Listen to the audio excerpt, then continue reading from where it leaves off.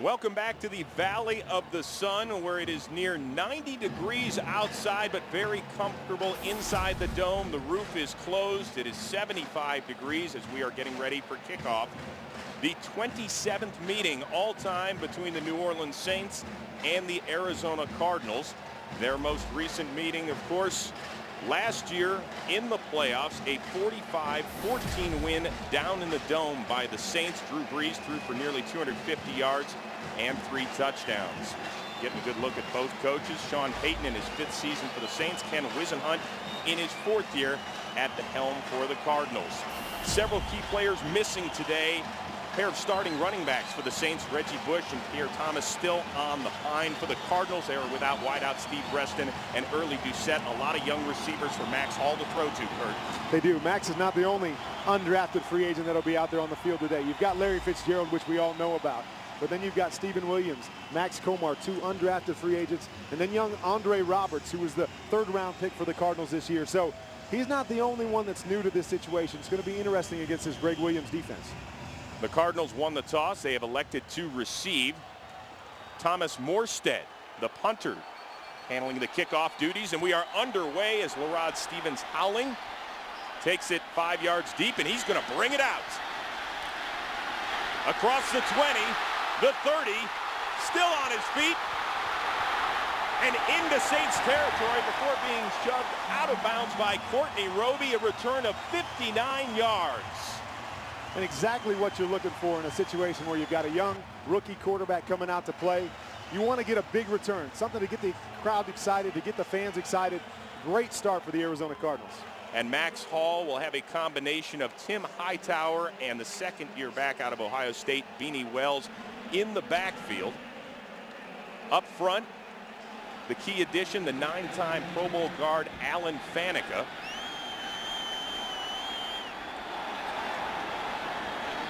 So on 1st and 10 from the Saints 45, it's Hightower for a couple. But you've got to expect the Cardinals to come out early.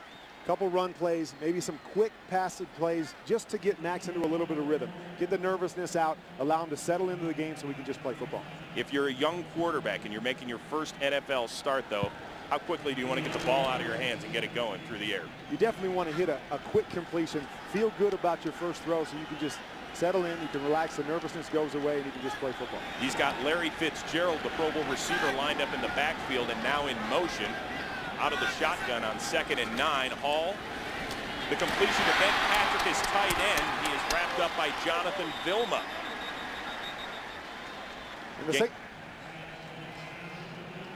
For the New Orleans Saints on defense, they are without their Pro Bowl defensive end, Will Smith. He has been declared inactive, out with a sore groin, so Jeff Charleston getting the start.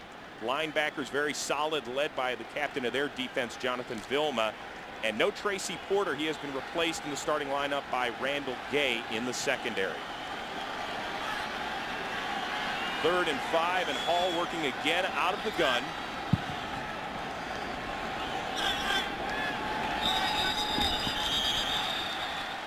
And there's going to be a motion penalty.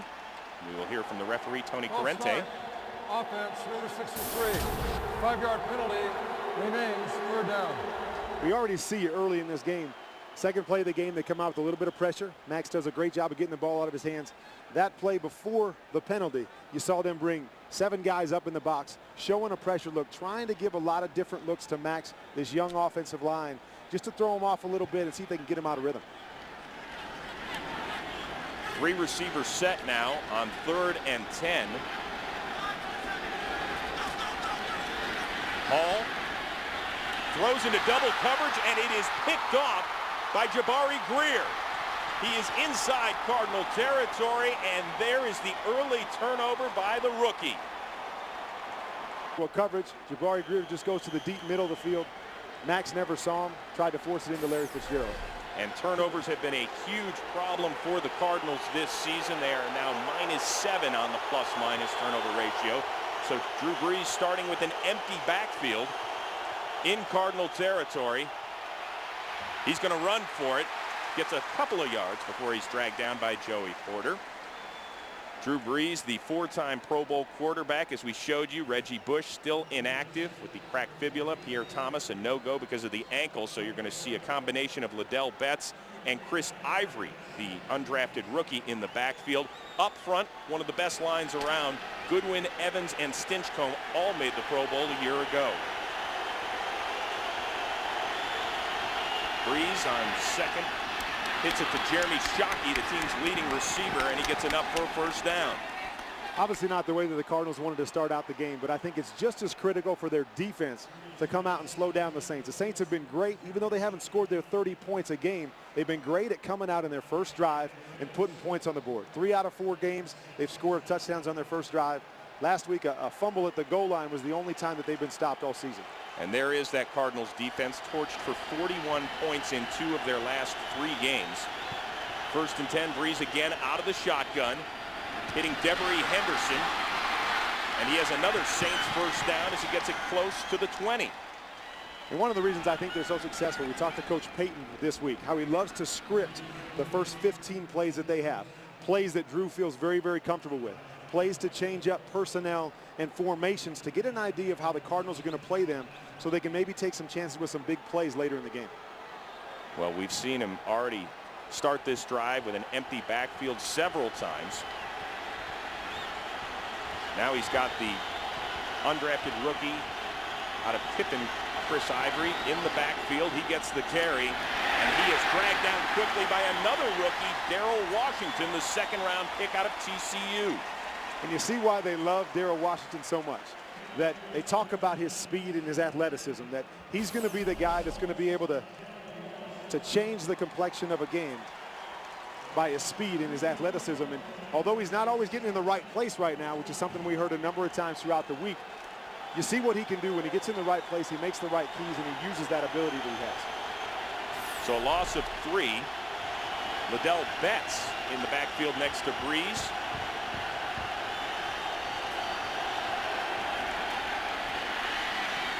Brees hits Marcus Colston a couple yards shy of the first down. Michael Adams drags him down. You see the Saints love to be in this stack formation where they can cause some mismatches, they can do some switching, really cause some problems for the defense, and it allows them to use all their different receivers in an inside position, especially like a guy like Colston, to use his size against a smaller nickel defensive back. If you're 3rd and short in the Saints, what are you looking for matchup-wise? Matchup-wise, you're thinking more of a man coverage in this situation. Try to get one of your playmakers in a one-on-one situation, maybe get a big play out of it. It's 3rd and 2 from the 13. Brees, a quick hitter that is knocked away beautifully by Kerry Rhodes, intended for Jeremy Shockey. See, this is one of those situations where they love to isolate a guy like Jeremy Shockey. A lot of times, big tight end that's very athletic can give you mismatch problems. But Kerry Rhodes has been a guy that's made big plays for this defense all year long. If there's one guy that stood out making the big play, it's been Kerry Rhodes, and he makes another big one right there. And on trots, 46-year-old John Carney, signed before last week's win against Carolina, went 3 for 3 in field goals. This try from 31 yards out.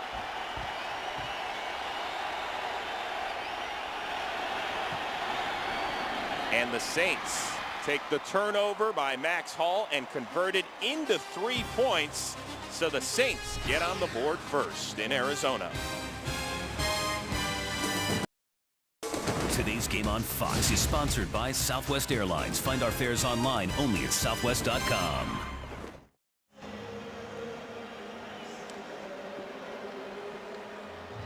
The Cardinals defense actually did a pretty good job after that man, Jabari Greer, picked off Max Hall's second pass of the afternoon. Held the Saints to a John Carney 31-yard field goal. For the second time already this afternoon, LaRod Stevens Howling ready to return. He took the opening kickoff back 60 yards, and he will take a knee this time. And so Max Hall's second series as a starter will begin at the 20. Today's game on Fox is sponsored by Bud Light. It's the sure sign of a good time. Here we go. Saints with a 3-0 lead in Glendale, Arizona over the Arizona Cardinals after Max Hall's second pass as a starter was picked off. Exactly. He's back. You know, we asked him this week if anybody told him anything. Anybody called him and asked him, or told him any advice. He said he got a call from his uncle Danny White, former NFL player. Said just told him to just let other players make the plays, including Tim Hightower, who was stopped after a yard gain. Max Hall, actually from Mesa, Arizona. He went 27-1 as a junior and senior at Mountain View High School, winning the state championship as a junior. A school record 32 wins as a starting quarterback at BYU, which has produced some pretty good ones. And he talked about Uncle Danny in the Danny just told him, he said, you don't have to win the game on one play, but don't lose it on one play. So just relax and let the guys around you make plays for you. Well, already a turnover by Hall in the early going. Beanie Wells has checked in for the Cardinals. That's Max Comar, another undrafted rookie in motion, and it's Wells dragged down quickly by Jeff Charleston, who's getting the start for the ailing Will Smith. Well, the Cardinals have had some issues at quarterback, obviously, since somebody in the booth retired, and they thought that perhaps Matt Leinart was going to finally be the guy, their first-round pick in 2006. It didn't work out. He was released after the preseason. Derek Anderson brought in a former Pro Bowl quarterback in Cleveland, but he was demoted this week after 4 subpar starts. And so now it is on Hall. 5 receiver set, nobody in the backfield on 3rd and long. Hall looking, and it is caught by Roberts as he had Patrick Robinson draped all over him. In fact, flags are down, but it looks like it's going to be a first down for the Cards anyway. This is something they talked about all week, that Max loves the 5-out package, to be able to get all the receivers out in routes, to be able to read things and get the ball out of his hands quickly. So you see right here, Andre Robert just push up, runs a little hook route. Max does a great job of putting it on his body. First down. And a great catch by the young rookie. So for Andre Roberts, that is his first NFL catch. And Larry Fitzgerald, who is a 4-time Pro Bowl wideout, is a guy who has essentially had to be a teacher on the job as well for youngsters like Roberts, Williams, Comar. Now the Cardinals have a first down, and it is Hall looking and in and out of the hands of another rookie, Jim Dre. I think they're doing a great job with Max Hall. That he comes out, throws the interception on his second play. The one thing you don't want to do is you don't want to go and just hand the ball off 3 straight times. You want to get the ball back in Max's hands, allow him to make some plays, get his confidence back. And I think Coach Wissen's done a great job in his second series of giving him some high percentage throws, allowing him to go out and make a few plays, gain a little bit of that confidence back, and get back into settle back into a rhythm here in the game. 2nd and 10. Hall dumps it, and it was intended for the backup tight end Steven Spock, but it looked like maybe Max Hall had a little room to roam. Looked like he did. They really like his feet and his ability to get out of the pocket. Thought he did a great job here, buying some time off the play action. Had a chance, I think, to make a play, or like you said, even tuck and run. I think he was trying to draw that last defender, Jonathan Vilma, up and just pop it behind him to Jim Dre, but he just was a little bit off on the throw. So now another 3rd and long situation for Hall. Made good on their previous 3rd and long attempt. Here comes some pressure. Hits Fitzgerald, but he is quickly dragged down by Jabari Greer. 6 yards shy of the first down. This is an area that the Cardinals have struggled with all year long, is the 3rd down situations. Not getting enough yardage on 1st and 2nd down, running the football, leaving themselves in 3rd and long. Max does a great job of getting the ball out of his hands versus the pressure there. But it's tough to pick up those 3rd and long situations, especially with a young quarterback. You don't want him sitting back there holding the ball, trying to force those balls down the field. So Ben Graham on to punt for the first time this afternoon. Lance Moore back deep, replacing the injured Reggie Bush on punt return. Took one back 72 yards earlier this season, but he's going to watch it die at the 23. So Drew Brees will start his 2nd series up 3-0. Today's game is sponsored by the new Ford Edge. The world has never seen a crossover quite like this. By Taco Bell, think outside the bun. And by Warner Brothers Pictures Hereafter. In theaters everywhere October 22nd.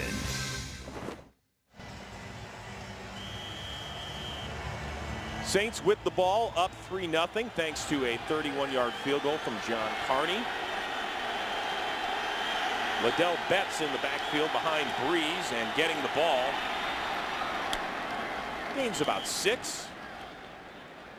And something that the Saints have really lacked this year, that explosive pop out of their running game, Kurt. You're right. Last year, they were one of the best teams in the league at about a 4.5-yard average per rush, scoring 21 touchdowns. This year, they're all the way down to 3.1 yards a rush and just 1 touchdown. And ironically enough, with Pierre Thomas and Reggie Bush out of the lineup, they had their best rushing game of the year with Liddell Betts and Chris Ivory last week. Over 120 yards on the ground in their win against Carolina. But yet they're only their longest run this season of 14 yards. One picked up 6, and now Breeze on 2nd and 4. Looking downfield for Colston, and it is tipped away by Adrian Wilson. Really great play by Adrian Wilson. Showing a bit of a blitz up in the box. They show a little play action. Runs out into the flat and just keeps falling back to make a great play on the ball right before it gets into Colston's hands. He's a real freak, a real hybrid that can do a lot of different things, isn't he? He is, and they ask him to do a lot of different things. They love to blitz him, one of the best blitzing safeties in the business. They love to play him in coverage. He's got all the ability to do everything you ask a safety to do on the football field. So 3rd and 4. There is movement.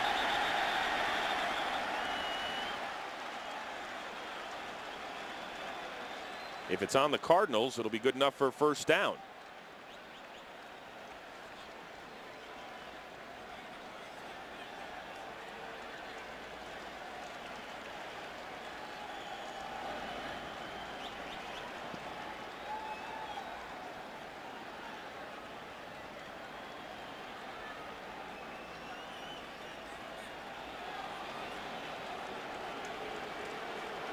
Well, this one, a real undecided vote among the referees.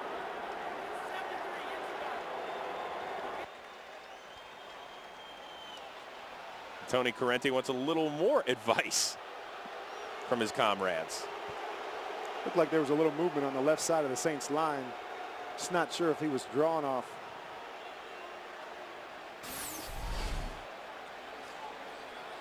See on the left-hand side of your screen, actually on the interior, looked like Alan Branch may have moved just a little bit before the snap.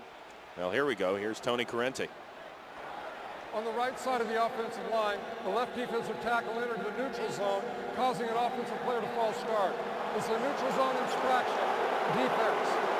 5-yard penalty results in a first down. So the Cardinals have given up a first down via the penalty. They were tied with the Philadelphia Eagles for the most penalty yards coming into week 5. Yet another problem Ken Wisenhunt has had to deal with. Well, definitely. They've talked all week about accountability. Everybody holding each other accountable for their mistakes. And you're starting to see it already that some of the things are going against them, the penalties, the turnover early. I think it's going to be key for this team to stay together, hold one another accountable, and somebody's got to step up and make a big play for this team right now. Breeze again out of the shotgun.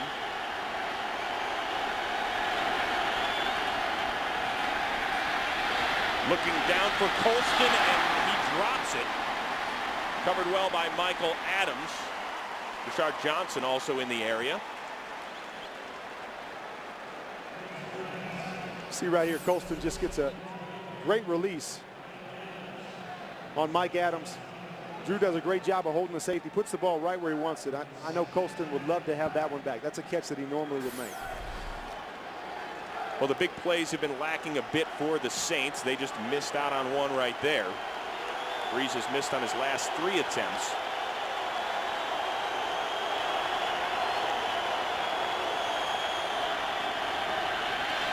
Breeze sets up the screen to Betts. He's got enough for a first down and gets near midfield. Dragged down by Brian Robinson. And one of the things the Saints do so well with that high-powered attacking offense is they're a great screen team. You know, so many people are worried about all the weapons they have attacking down the field, that they do a tremendous job of getting the ball out of the backfield. A lot of times it's Pierre Thomas or Reggie Bush that can take it to the house. But even with Liddell Betts here in this situation, everybody's so worried about the big play that they open up the screen game underneath. The rookie Chris Ivory in the backfield. And that's the fullback Heath Evans now in motion. It's Ivory. Dragged down by Paris Lennon. Cardinals leading tackler, having a very solid season. Coaches were talking about Paris Lennon being one of the best surprises on this football team. They weren't really sure what they were going to get with him coming in the offseason, but they've been excited that he calls all the plays that Gerald Hayes isn't playing in the game, calls all the defenses. He's been able to make plays in the pass game, in the run game, has the most tackles for loss on the team. Even with a guy like Darnell Dockett, lets you know that you're making plays all over the football field. 2nd and 10.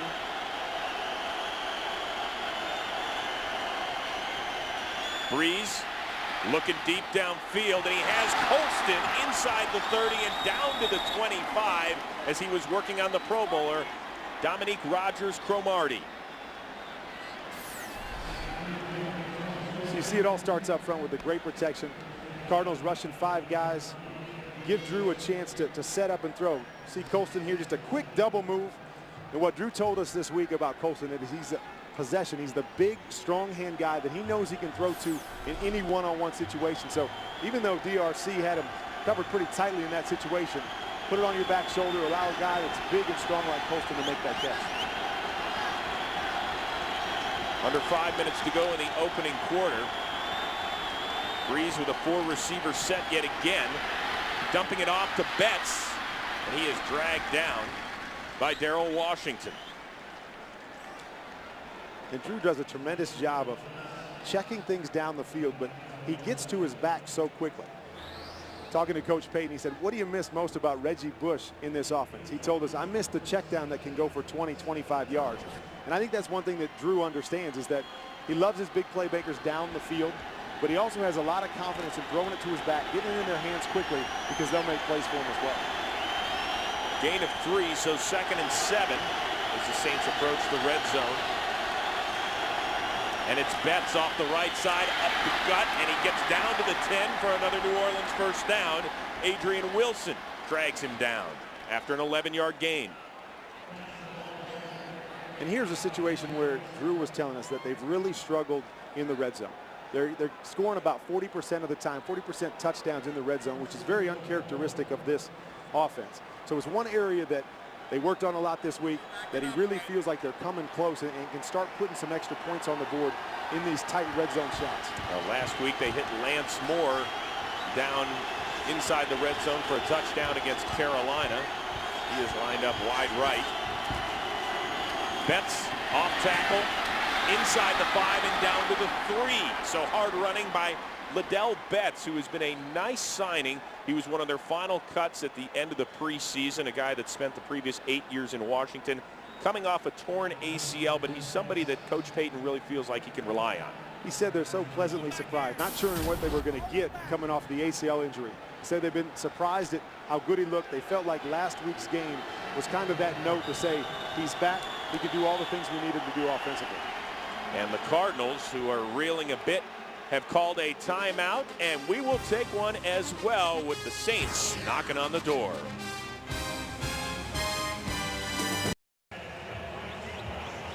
Chris Rose back with Kurt Warner in Arizona. The Saints have it 2nd and goal now at the 2.5. What are you looking for if you're Drew Brees? It's an area they love to use Reggie Bush in a normal situation. But I think their second go-to guy in these tight situations is Jeremy Shockey.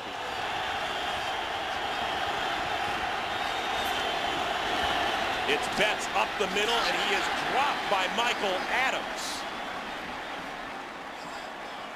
Adams giving up about 50 pounds on that meeting. A guy that the guys like to call Little Mike came up in that situation, put a great pop on Liddell Betts, keeping him out of the end zone.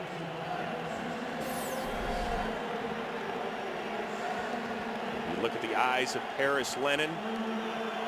Michael Adams coming in with the touchdown-saving tackle. So now the ball inside the 1 on 3rd and goal. Ivory in the backfield. That is David Thomas in motion. And there is Jeremy Shockey for the touchdown, just like Kurt Warner called it. Well, they do such a great job down there of running the football, and they've got so many weapons down there that it gives them the ability to run numerous different play action. Drew does a tremendous job of making the play fake, and Jeremy's always done a great job of getting open, back of the end zone. Nice, easy pitch and catch for the Saints. The Saints' first drive ends in a field goal, their second one in a touchdown. John Carney on to add the PAT.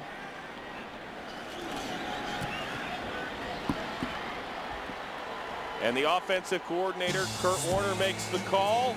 It's Breeze to Shockey, and it's 10-0 Saints.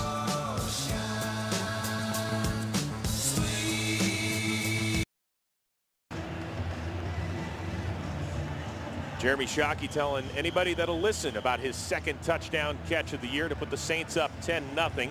Capped an 11-play, 76-yard drive, and that Cardinals defense beaten yet again as Thomas Morstead lets it fly for the 3rd time this afternoon. Stevens Howling from the 2. Bounces outside, and he's got some room. He's across the 40 and up near midfield. The second outstanding return for Larod Stevens Howling. Larod Stevens Howling has been a huge spark for them this year. Struggling on offense. He's already returned 1 kick for a touchdown. We've seen 2 other great returns, putting the offense in great position so far this afternoon, and he's been a real spark for this football team all year long. So now if you're Max Hall, once again an undrafted free agent rookie getting a start in week 5, you're down 10-0, you've thrown an interception. Where's your head right now? It's definitely not the position that you wanted to be in. To have to be in a position to throw, to keep the Saints offense off the field.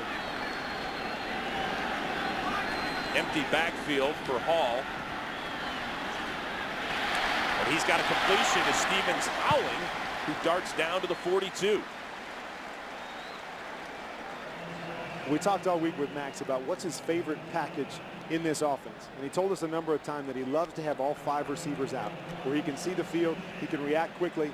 They've done it a number of times already today. He looks very comfortable, makes a nice play there to Larod Stevens Howling.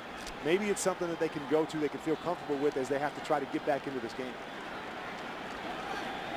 Beanie Wells in the backfield on a 2 tight end formation on 2nd and short.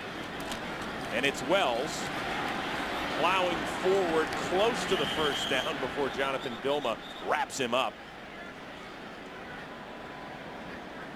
Wells is a guy who actually had a little meeting with his coach Ken Wisenhunt after last week's game in San Diego. He didn't even appear in that game until the 2nd quarter, and I think he basically wanted to understand where he stood in this offense. He'd been dealing with a knee injury early in the year and just got back to action a couple weeks ago.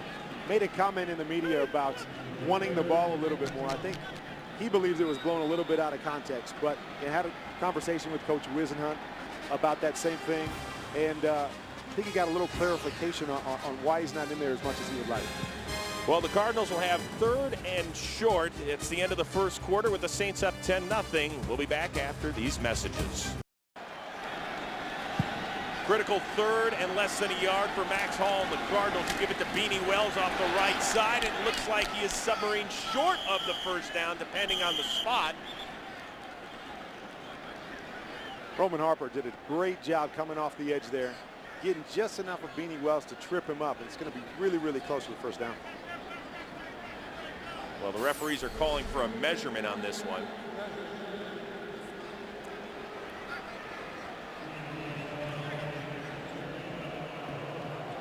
The Cardinals just 1 yard rushing in the opening quarter, and you saw why on that play.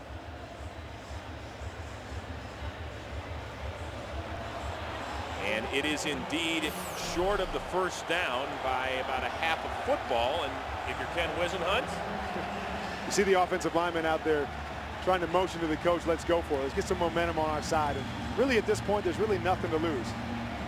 Punt's not going to gain you that much yards. if you can get some momentum, get the crowd back into this game, make a play here early in the second quarter, you can get things turned around a little bit on your side of the ball.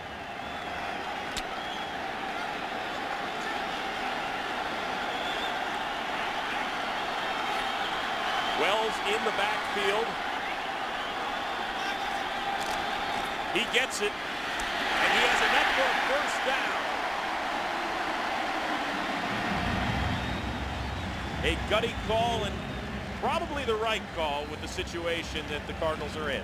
Well, Coach Wisenhunt has always been good at giving his players opportunities to make plays. Very much a player's coach. He feeds off of the energy, what the players want to do. In that situation, I think the players were feeling, hey, we need to make a play in this situation. Gave them a chance to do that, put it on the big guys up front, and they got it done for them. So now inside the 40. That's Andre Roberts, the third-round pick in motion. Hall looking downfield and overshoots Steven Spock. It's one of those quick little play-action plays that Max was talking about liking all week. Looks like he had a chance to Andre Roberts early in the down. Tried to make a little more of a big play. Looks like he's pressing a little bit right now. Needs to just relax, take what the defense is giving him, and get back into a rhythm. How tough is it, though, when you're making your first NFL start? You always want to say, I want to try and make things slow down, but when you're actually out there. And you just want to make a play. You want to do something positive for your team. So it's easy to press sometimes and try to do a little too much. Stevens howling in the game for the Cardinals on 2nd and 10, and he hits Fitzgerald inside the 20 and down to the 14-yard line. So Max Hall all pumped up as he finds his 4-time Pro Bowl wideout for a gain of 25. There's a play that Max talked about all week, one of his favorite concepts. You see a little quick out, Larry Fitzgerald run a little bit of a deeper out, try to isolate that side of the ball. Said he really liked that concept coming into this week. See, he felt comfortable there, made a great throw to Larry Fitzgerald as he turned around the defensive back. So now the Cardinals putting a nice drive together after the outstanding kickoff return by Stevens howling. And it's Wells running hard off the left side and down to the 8-yard line. And you see the dynamic he brings to this football team with the way he runs the football. He's explosive. He brings an energy to this football team. But when we were talking with Coach Wisenhunt, that conversation they had, they just need him to become a better all-around back, be able to pick up the blitz, run routes out of the backfield so he can be on the field in all those critical situations. Pick up a 6. 2nd and 4 as Cardinals seem to have a little bit of problem getting the play in. Under 10 seconds to go on the play clock. Wells again trying to bounce outside, but it's the rookie first-round pick Patrick Robinson who knocks him down and got a little dinged up. Another great play on the edge as Robinson comes in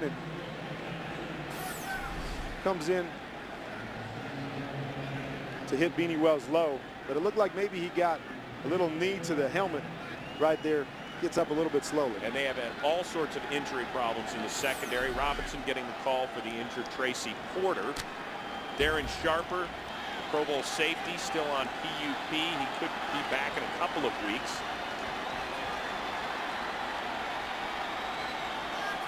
So on 3rd and 5, it's Hall, blitzed and dropped.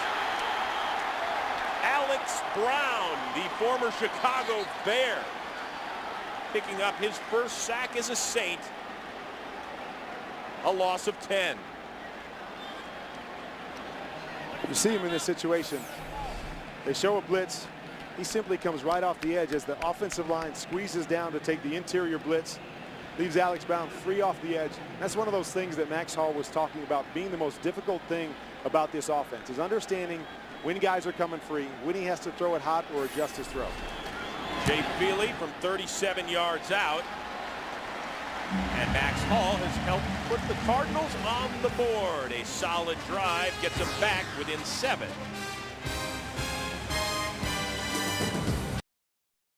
Today's game is sponsored by the new Miller Lite Vortex bottle. Taste greatness. By Pizza Hut. Your favorite plays deserve your favorite pizza. Your favorite's your Pizza Hut. And by Lexus. This is the pursuit of tomorrow. This is the pursuit of perfection. Well, Max Hall and the Cardinals can exhale because they put some points on the board against that Saints defense. 37-yard field goal from Jay Feely, who will kick it off deep to Courtney Roby, the NFC Special Teams Performer of the Month for the month of September. And he will take a knee as the Saints will start it out at the 20. And once again, alongside former Super Bowl MVP Kurt Warner, I am Chris Rose, and we talked about the Saints at the beginning of the game. You know, what's wrong with them? Well, today, nothing is wrong. They seem to be in great rhythm. And again, you're seeing what you've seen all year long. You're not seeing the big play. They're not blowing it out of the water. Everybody getting excited about these 50, 60, 70-yard plays. But what you're seeing is their efficiency, that they're making the plays they have to make. They're putting themselves in manageable situations, and the Cardinals haven't been able to find an answer for it yet. Flags all over the place. False start. Offense. Number 78. 5-yard penalty remains. First down. That is the Pro Bowl right tackle John Stinchcomb moving. That was a huge drive there for the Cardinals to get back on the board, slow things down a little bit, get into a little bit of a rhythm. Huge fourth down conversion to make that all happen.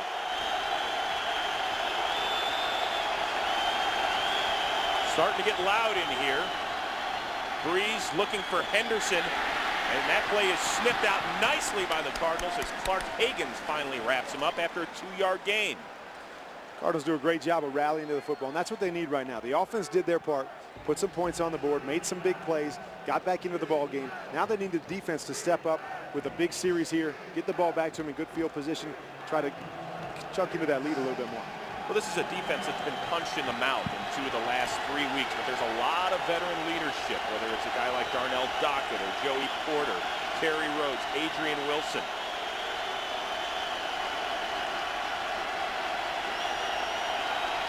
Now on 2nd and 12, Breeze. And connects with Colston. Just a little shy of the first down. But there's that big possession type guy that Drew Brees was talking about.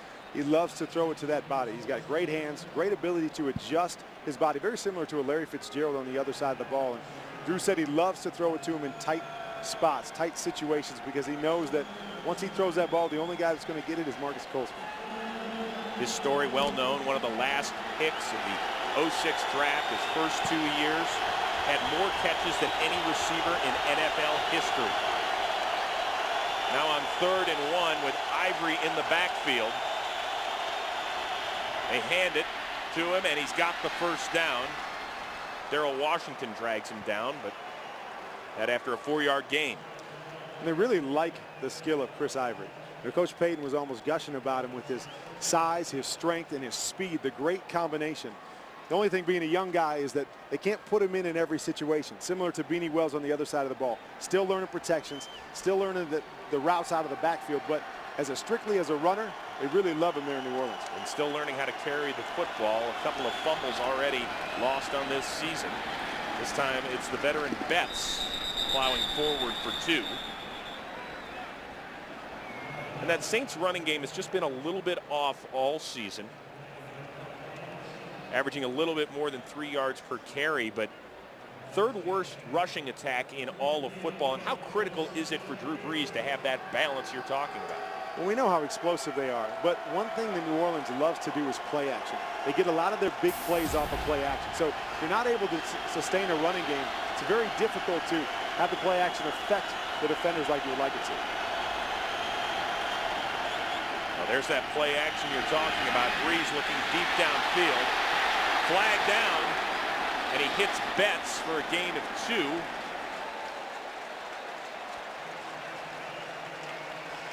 But it's going to be holding against New Orleans. Holding, offense number 73. 10-yard penalty, repeat, 2nd down. And that was exactly one of those plays. Great play action.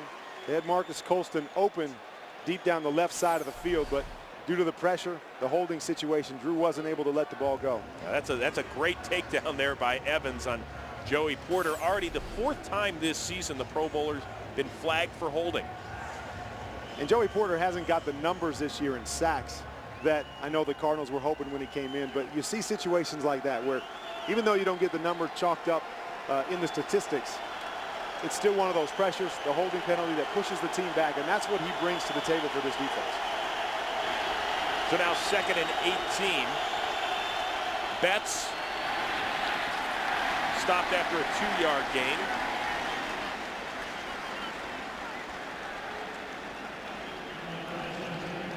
We talked to Billy Davis, the defense coordinator for the Cardinals this week, and he said they came in on Monday and they had a team meeting where everybody on the defense came in to watch the film together. And it was really an accountability session where they pointed out every mistake, including his own as a defense coordinator, and really wanted to show, hey, we need to be accountable for our actions on the football field if we want to correct some of our mistakes. Well, they've got the Saints in dire straits now on 3rd and 16, showing blitz, but then backing off. Breeze hits his man, Lance Moore, and he's going to end up 2 yards shy of the 1st down. So they get quite a bit of it back, but not all of it, and the Cardinals defense does its job. They do their job. They want to get the ball back in the offense hands, want to try to chip away at this lead a little bit. So although they gave up a few yards there, they're happy to get the ball back for their offense. The question is, was it indeed a catch? And that one looks like it hit a little green grass. But since it's shy of the 1st down, but actually now Wisenhunt has thrown the challenge flag. He wants the Saints to get marched back. Well, this game is so much about field position. So even though it's only 8, 9, 10 yards. Arizona's challenging the ruling on the field of a completed pass. Even though it's only 8, 9, or 10 yards, it can make a huge difference in the course of a game. So Tony Corrente will get a look under the hood and then render a decision.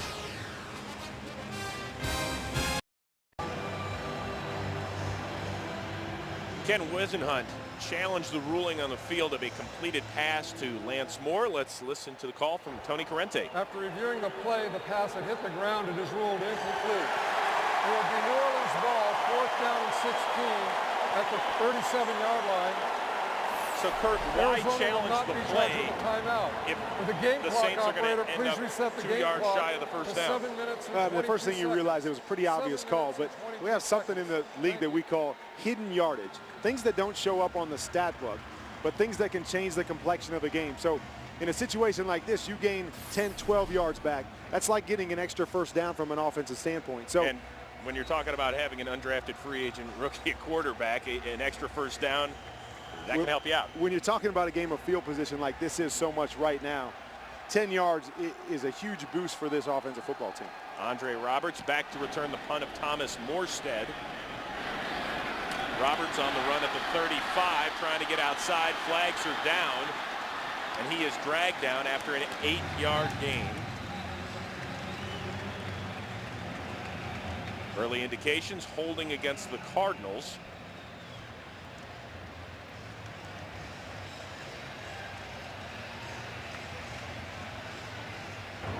During the return of the kick, holding, receiving team number 28.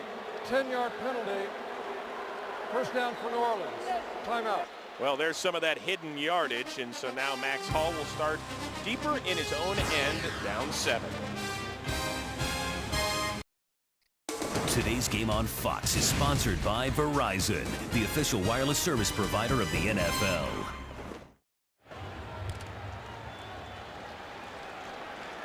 Cardinals down 7, and with the football, the undrafted free agent rookie quarterback Max Hall out of BYU in the shotgun on 1st and 10. Quick shot out to Max Komar, another undrafted free agent rookie. He gains 6. And for the first time this afternoon, let's check in with Kurt Menefee for a game break back in L.A. A couple of great finishes in overtime. Washington's Graham Gano with a game winner from 33 yards out. 16-13, Skins beat the Packers. And then at the end of regulation in Cincinnati, Tampa Bay's Connor Barth connects from 31 yards away. And the Bucs get the win, 24-21. Chris and Kirk. Thank you, Kurt. And how about the Buccaneers 3-1 in their first 4? Wells up the middle, tripped up after a short gain.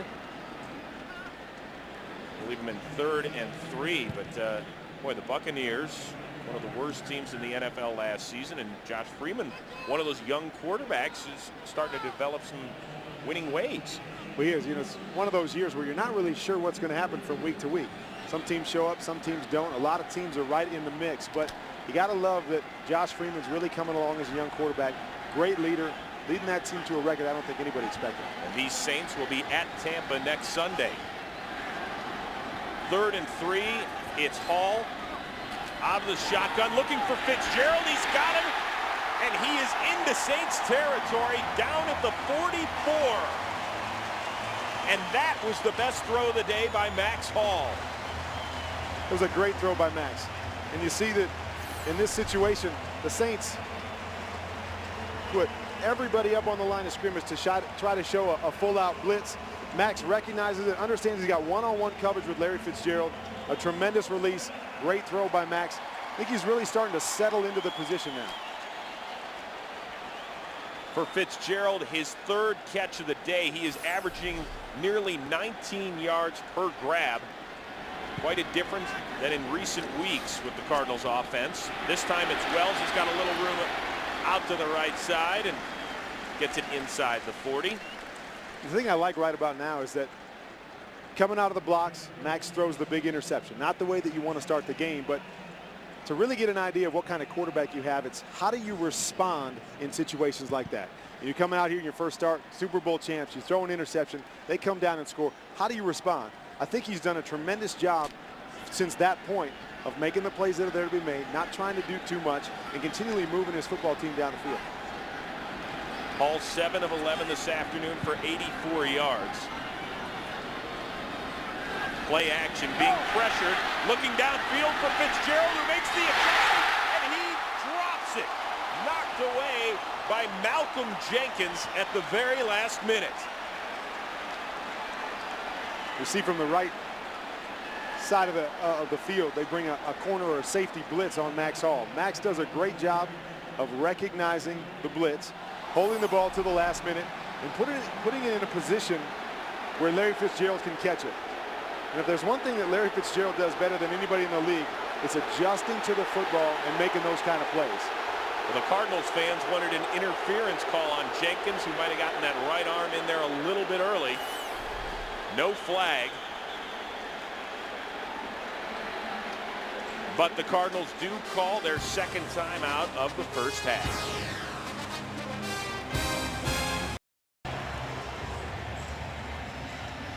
Larry Fitzgerald had a chance to make a great play. The question is, Kurt, was there interference? But it looks as Larry adjusts and comes inside Malcolm Jenkins in this situation. It looks like he reaches up and grabs his left hand, but a referee must have been screened from the play and not seen the left hand being pulled down. So now 3rd and 5 for Max Hall.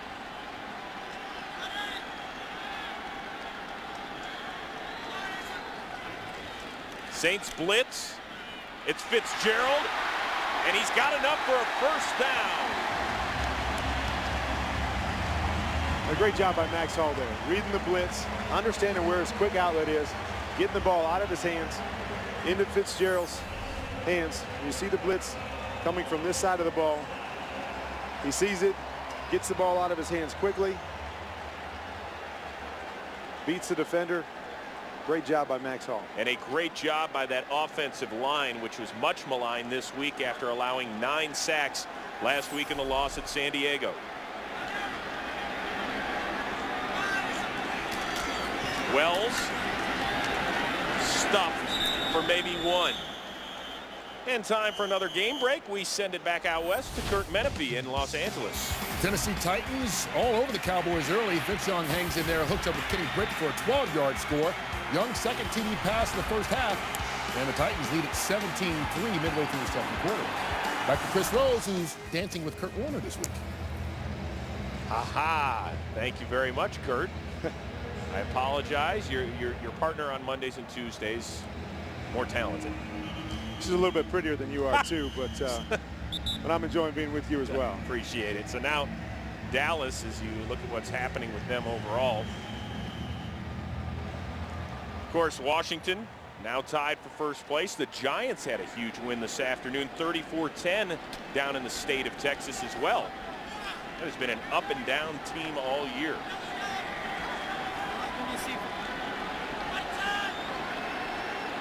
Hall has settled down nicely after getting picked off on his second pass as an NFL starter. Here being pressured and dropped by Jonathan Vilma, the Pro Bowl linebacker. And Hall a little gimpy as he gets up. In that situation there, Greg Williams was going to come after him with a blitz. In a big situation, you saw Hall was looking for Larry Fitzgerald, who they actually came down and doubled. When he saw the double team, Hall had nothing to do but be able to hold the ball and take the sack. Well, there is timeout on the field. We will take a quick break in a 10-3 game.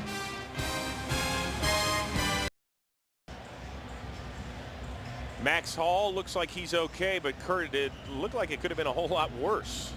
They came down a little awkwardly on his knee. Looked like he was limping over to the sideline, but caught his breath a little bit. Back in there, looks like he's all right. So now 3rd and 20 after the sack. Hall looking down for Max Komar, but receiver and quarterback not on the same page on that one. You see they bring the inside pressure from the backside. Next. We're going back a couple plays to the sack with Vilma. You see how he comes down a little bit awkwardly on that left knee. He was holding it there for a second, limping to the sideline, but he appears to be okay. So the Saints defense holds. Ben Graham on to punt it away to Lance Moore.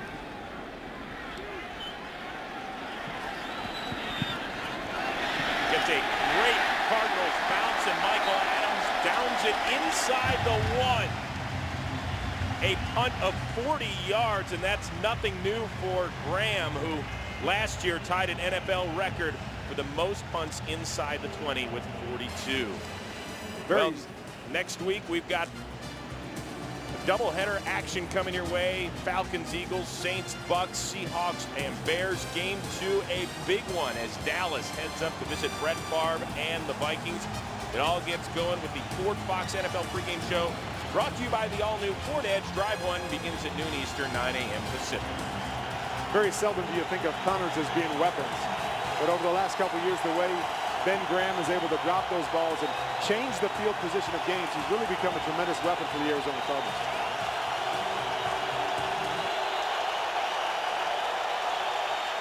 Breeze out of his own end zone, dumps it down, and it is picked off by Paris Lennon.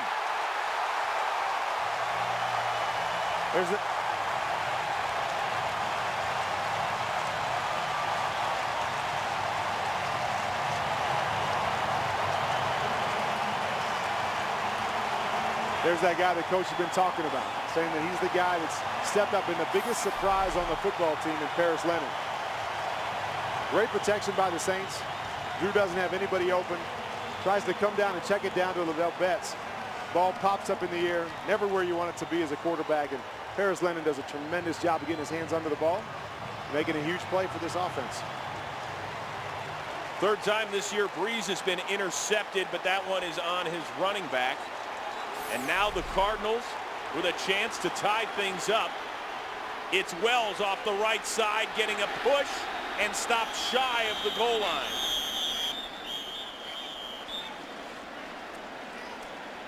The game of football is so much about momentum. You saw the Saints have the momentum early in the game, go up 10 points, score on the first 2 possessions. But quickly, with a couple big plays, a big 4th down, now the big interception, the complexion and the momentum of this game has changed, and the Cardinals have a chance to get right back into this thing.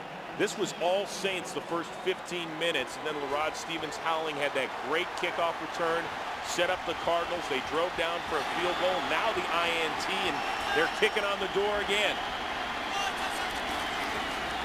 Hall, play action, throws, ball batted in the air, and it is incomplete, nearly narrowly intercepted by Malcolm Jenkins. That's one of those plays as a young quarterback where you have to understand when the play's over. Did a great job making the play fake, checking out the receivers, nothing happening. That's one where you either push the sideline if you can run it in, or just throw that away and give your team another chance. You never want to throw a ball into the end zone like that. It can go up in the air and something bad can happen for your football team.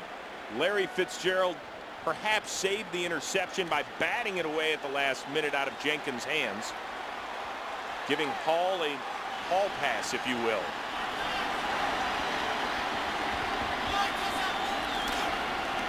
Hall looking. He's got some room to run. Dives and he fumbles the football, and it is picked up and taken into the end zone. Levi Brown, the left tackle.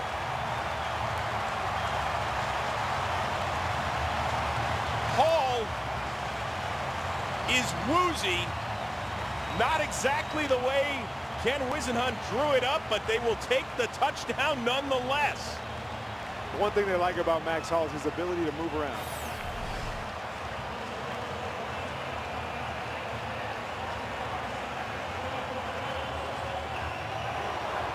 Hall crushed by Anthony Hargrove. Brown picked it up. Now the question is, where exactly was the football when Brown picked it up?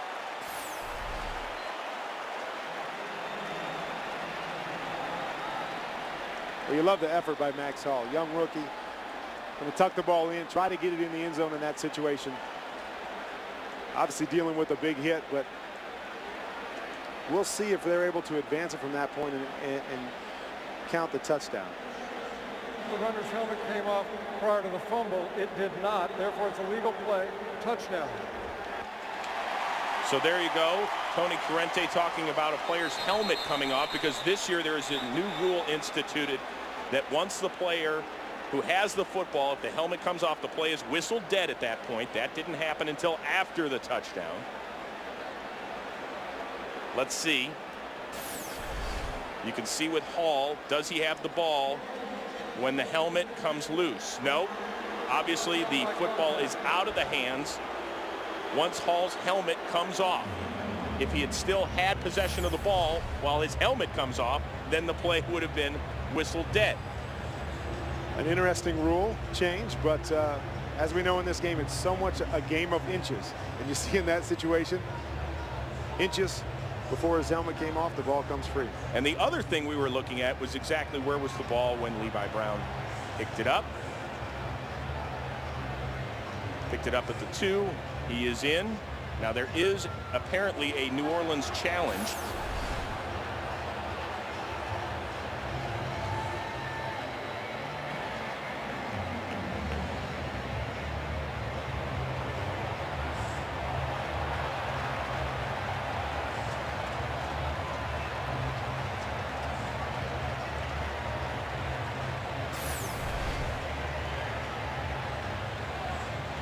So Sean Payton has challenged the play.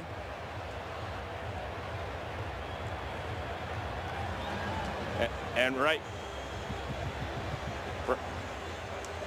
so right now we want to send it back to our Fox Command Center in Los Angeles for the former head of officiating, Mike Pereira, who's now joined the Fox family. Mike, what exactly did you see on this play? Well, I'll tell you, I think it's a good challenge, but I think it really revolves around the helmet coming off. This is a new rule this year, and we did say clearly that this was reviewable. If the ball is actually out before the helmet comes off, then the play's not dead, which is what I think happens here. And you're going to see the shot here. It's a big hit, but the helmet's still on, and now the ball is already away from the helmet. Really doesn't come all the way off until he hits the ground. And Mike, you are correct, as Tony Corrente confirmed what you said, that it is indeed a touchdown, a little bit to the chagrin of that man, Sean Payton. But Mike Pereira, thank you very much from the Fox Command Center in Los Angeles. And what a huge help it is to have a guy like Mike Pereira help walk us through all these rules that are happening and always changing year by year in the NFL. Really adds the extra point, and it is the most unorthodox touchdown perhaps we have seen this season But Levi Brown has now tied things up at 10. Well, sometimes it's all about the breaks and the bounces. And that was one of those situations that could have been a real negative for the Arizona Cardinals. Levi picks it up, scoops it up, gets into the end zone. And now we're sitting here 2 minutes to go in the second quarter, tied up at 10-10. So the Cardinals just scored. Has somebody else scored? Let's send it back to Los Angeles for a game break with Kurt Menefee. We wouldn't interrupt you otherwise, Chris. The San Diego Chargers scored. This is Antonio Gates going up and pulling it in from 19 yards out. 9th straight game he scored a touchdown, an NFL record extended by himself for tight end, but they're still down 12-7. Chris and Kurt. So the Raiders with the 12-7 lead over the San Diego Chargers, who dropped 41 on the Cardinals last week, and San Diego finally gets on the board this afternoon. But how about the hit on Hall? It's not exactly the way Hall wanted to have his first touchdown pass, if you will. The fumble to Brown. And a strange turn of events with the tipped interception, turns around, the fumble recovery for a touchdown. Strange turn of events, but still leaves the Cardinals where they want to be. Roby takes it on the run, up past the 25 and dragged down at the 28. Larod Stevens-Howling with the stop after a 26-yard return. So now with 2 minutes, 13 seconds to go, the Saints just lost a timeout on the challenge. What is Drew Brees looking for? Well, I think with the weapons that they have, that you've got to go to try to score some points. It's all about getting the momentum back. They came out really good early, throwing the ball all around, putting some points on the board. They've stalled the last couple drives. I think here they try to go down and get some points before half. Did you like using the middle of the field at this point? As long as you have your timeouts left, you love all the space because the defense is going to sit back and allow you to take some of the stuff underneath and in the middle of the field. Well, there's Brees going to the middle to Colston, out past the 45, and just like that, as the clock winds down to the 2-minute warning, the Saints are already near midfield. It has been a fun one, all Saints in the first quarter. The Cards have tied it in the second. It is 10-10.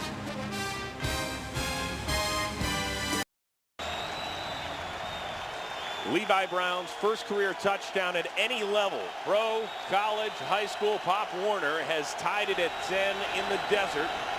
But Drew Brees has the Saints on the move. Looking deep downfield for Henderson. He bobbles it and catches it at the 14.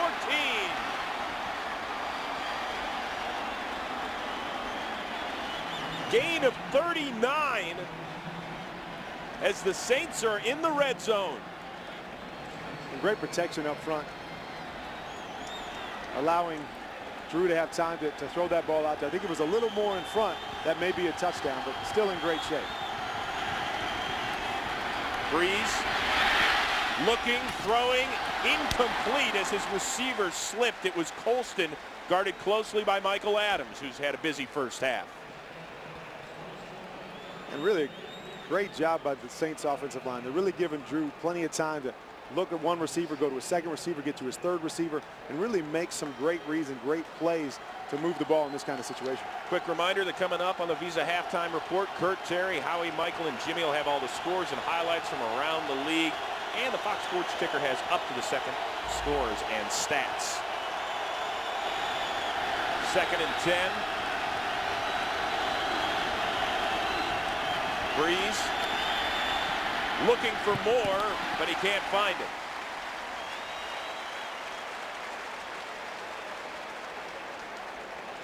Tried to do just a little double move by Lance Moore. Comes inside, little stutter on Mike Adams, tries to get up over the top of him. See the slight motion. Lance Moore comes in, gives a little stutter, and then tries to bounce up over the top of Mike Adams. Mike Adams does a great job of getting his hands on him, knocking him off just enough so they can't complete that pass. What do you like if you're the quarterback in this situation? 3rd and 10 in the red zone, under 2 minutes to go. I still think you like your big guy. Anytime you get down in the red zone, tight coverage, like to go with a guy like Marcus Colston. Well, this one they had the screen read perfectly, did the Cardinals D. And so a frustrated Brees and the Saints will have to settle for a field goal try. You know, it's a great job there by Drew, that he knows he doesn't have anything. Instead of trying to force anything, try to make a play. Even though you want to get the momentum back, you want to score that touchdown. here under the 2-minute warning. Did a great job of just throwing away. No, hey, it's about momentum. We go into the half. We get the ball coming out of the second half. Let's go in with a lead. And that's the difference that we saw Max Hall try and extend the play and nearly get picked off down at the goal line earlier. Now it's Carney from 32 yards out. And the Saints have reclaimed the lead thanks to 46-year-old John Carney.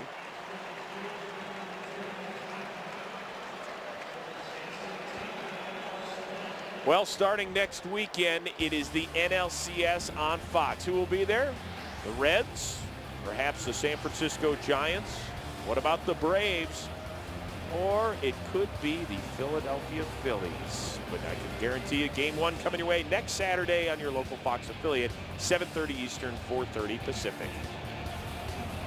Well, Roy Halladay, of course, his first postseason start ended up in the second no-hitter in postseason history, to go along with the perfect game thrown by Yankees Don Larson in 1956. And so it'll be an uphill battle for those Cincinnati Reds later tonight against the Phillies. All right, if you're Max Hall, a little bit over a minute left. You have only one timeout left. This is one of those situations you're really hoping that LaRod Stevens-Howling can get you good field position. I think if you get in good field position right now, you take a chance, you try to go down and score. The field position's not so good. You probably don't try to force too much with Max. You're happy that you came back. You're only down 3 going into half, and I think you settle for that. Already, Stevens-Howling with 2 big returns, so the Saints are going to kick it short. It'll be taken by Jason Wright at the 20, and he gets tackled quickly by Osama Young.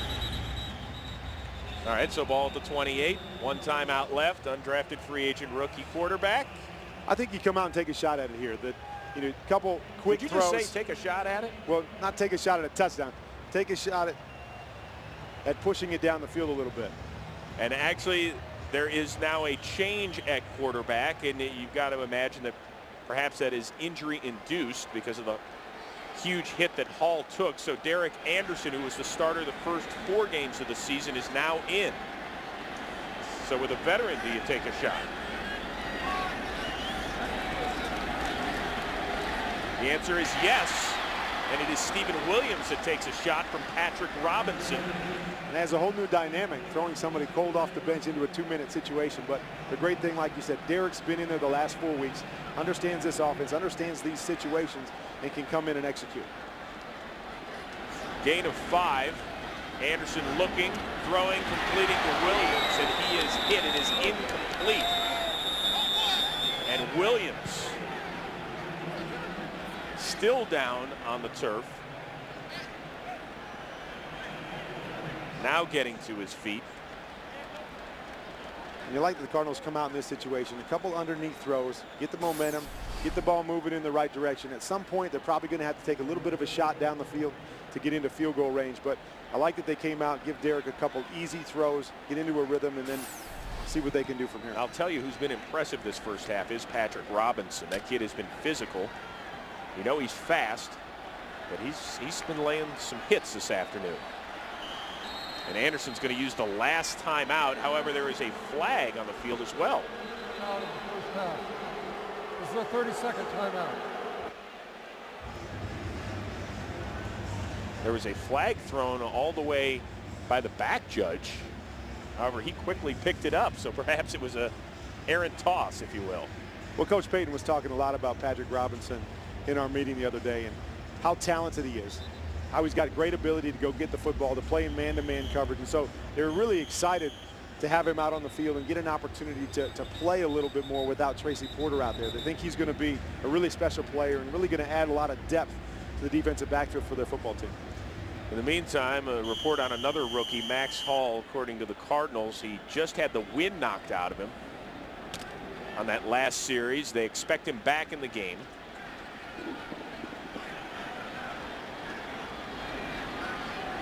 So now 3rd and 4 with under 40 seconds to go in the half. Hightower off the left side, shy of the first down. And the Saints are going to let that clock tick away, and perhaps that'll be the end of the first half. Interesting call in that situation with no timeouts left to choose to run the ball, knowing that if you don't get the first down, the half's going to be over. But I guess they felt it too far to go in a short period of time to get points, and happy to go in just 3 points down. So it was all Saints in the first quarter. The Cardinals came back to tie it at 10, and then the Saints reclaimed the lead. So it's 13-10. Fox NFL Sunday will continue with the Visa halftime report after these messages and a word from your local Fox station.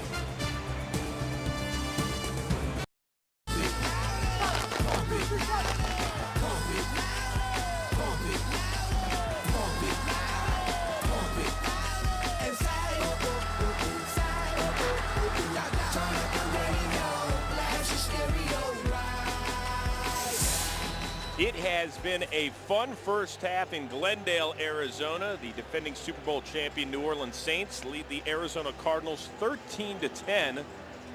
Arizona's offense behind undrafted free agent rookie quarterback Max Hall will take a breather as Drew Brees gets his shot to start out the second half. Jay Feely will kick it away. Courtney Roby ready to return it.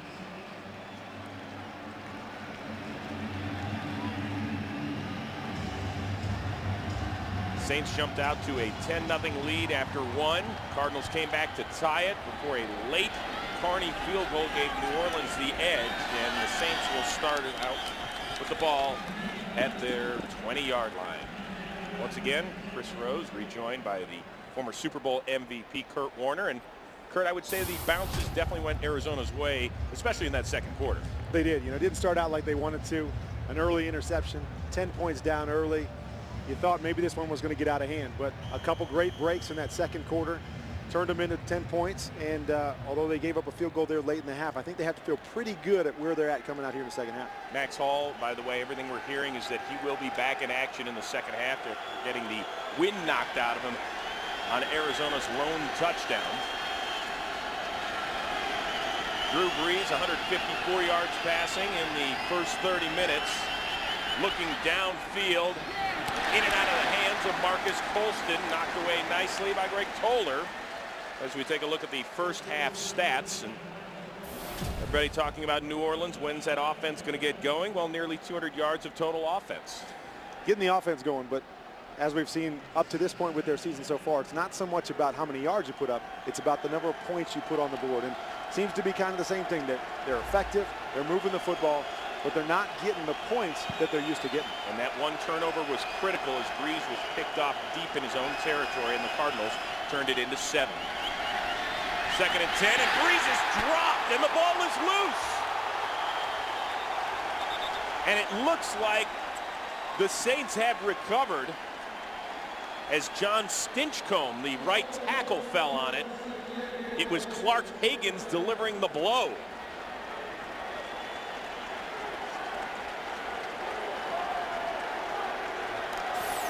You see coming from the left side of your screen, Clark Higgins just gets a good jump. He's able to get around the edge right where Drew was standing. Did a great job of hitting him, knocking the ball out. But it looks like the Saints were able to get back on top of it. A big break for the Saints here early in the second half. This time the ball bounces New Orleans' way, but it is 3rd and 16. Henderson tackled quickly by the Pro Bowler Darnell Dockett, and it's a quick 3 and out for Arizona's D.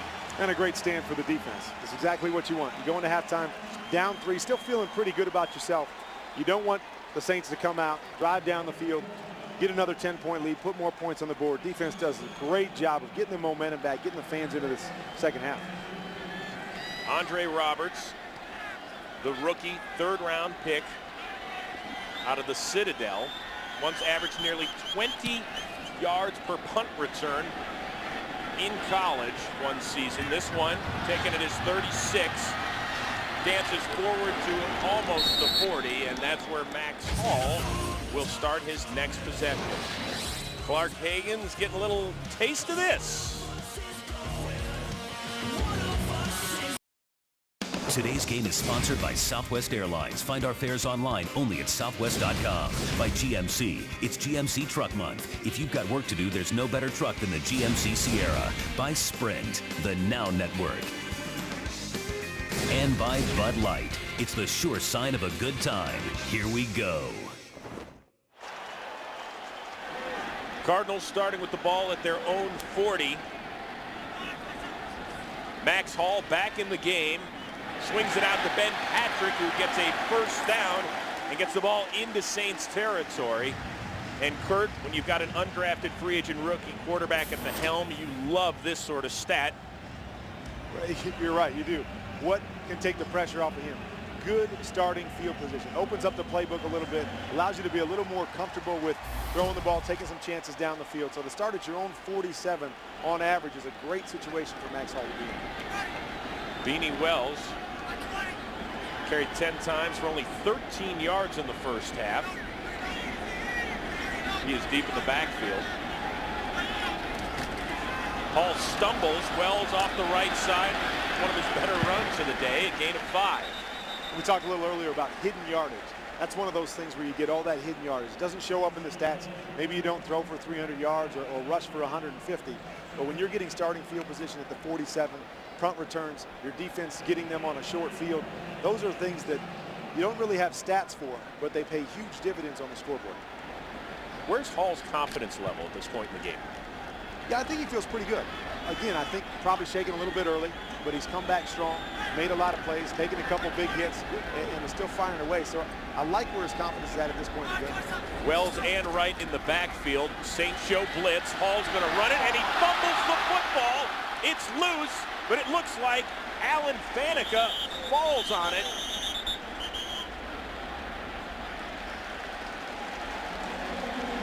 So the 9-time Pro Bowler comes up with a huge play, and once again the ball bounces the right way for the Cardinals. Well, it seems to be this game is all about bounces. You just have a fumble by Drew Brees. They happen to get back on it, be able to turn the field position. Same thing happens right here. Max Hall not real great with ball security in that situation. Ball comes out, but great hustle by Alan Faneca to recover that and keep them driving into the red zone. It was Remy Adele's paw that knocked it away from Hall, but Faneca quickly recovered it. Faneca, who grew up in New Orleans, played his college ball at LSU. Quick dive forward by Wells for 1.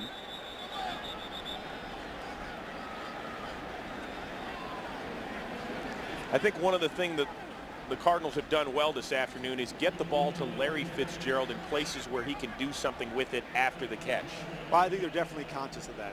You understand when you've got an undrafted free agent as your quarterback, you've got 3 other rookies that are starting at receiver, that you got to get it into your playmakers' hands. And I think they've done a great job of taking some chances down the field, but making sure they get him the ball in the short areas and allow him to do something after the catch. Hall again in the shotgun with Hightower lined up in the backfield. Hall to Patrick, who makes the one-handed grab and rumbles forward for a gain of about 7. He's a yard shy of the first down, but a great effort by the tight end. And Ben Patrick's one of those guys that has all of the ability. You know, he can run, he can jump, he can catch. He's just suffered a number of injuries over his career, so we haven't got to see his full potential. But you see catches like that, and his ability to stay on his feet and make plays can be a huge advantage for this football team. His 3rd catch of the afternoon after hauling in just 5 passes in the first 4 games. So 3rd and less than 2 for Arizona. It's Hightower trying to bounce outside, but he is eaten up by Cedric Ellis. Remy Adele there as well.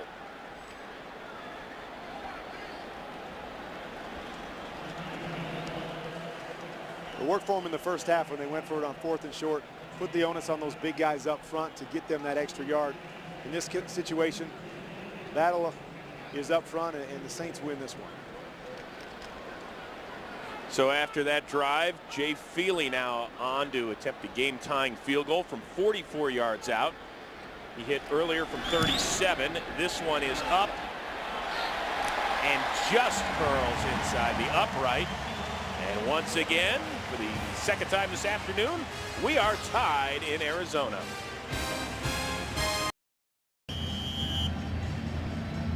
Is that Mickey Rourke back with us out here in Arizona?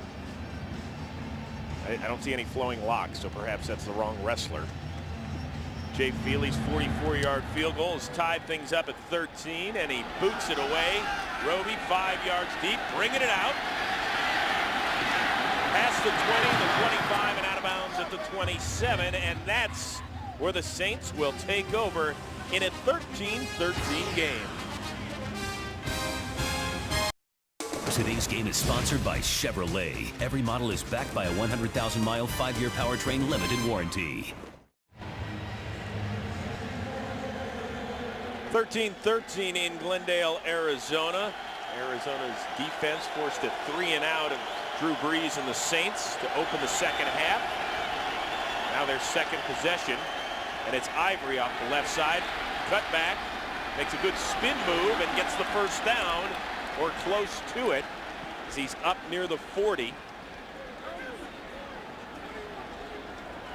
Great cutback here by Chris Ivory. One of the things, talking to the Cardinals coaches, giving them all kinds of problems this year, is a stretch one way, cut back the other direction.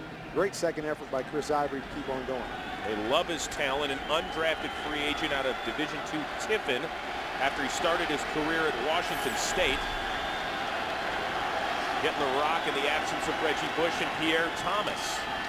Ivory again with the cutback, bouncing outside, utilizing that speed. He is into Arizona territory before being shoved out of bounds. You see exactly what Coach Payton was talking about. That got great speed, but also great strength. Great stiff arm there on Clark Hagan's, able to bounce it outside, outrun the rest of the corner. 13-yard gain. Once again, the Saints' longest run this season, just 14 yards. And we talked about the lack of big plays, and I think everybody automatically assumes that's in the passing game. They're not seeing the big pass plays, but the same things happen in the running game. Liddell Betts is checked into the backfield. A three-receiver set for Brees.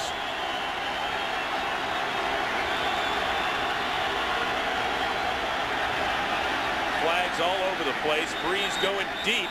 For Henderson, it is knocked away, but the play was actually blown dead prior to the snap.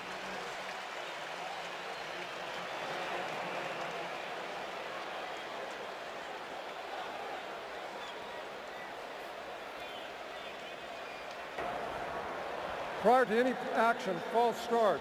Offense, the right guard. 5-yard penalty remains first down. Movement on Jari Evans. And quickly, let's throw it back on out to Los Angeles. Kurt Menefee with a game break. The Cowboys were down 17-3 to Tennessee, but Miles Austin snatches that one out of the air from Tony Romo. 69 yards later, it's a touchdown, the 17-all game. Chris and Kurt. Thank you, Kurt. Critical game for the Cowboys, who are in danger of falling to 1-3. Here, Brees is complete to Colston, gain of 7.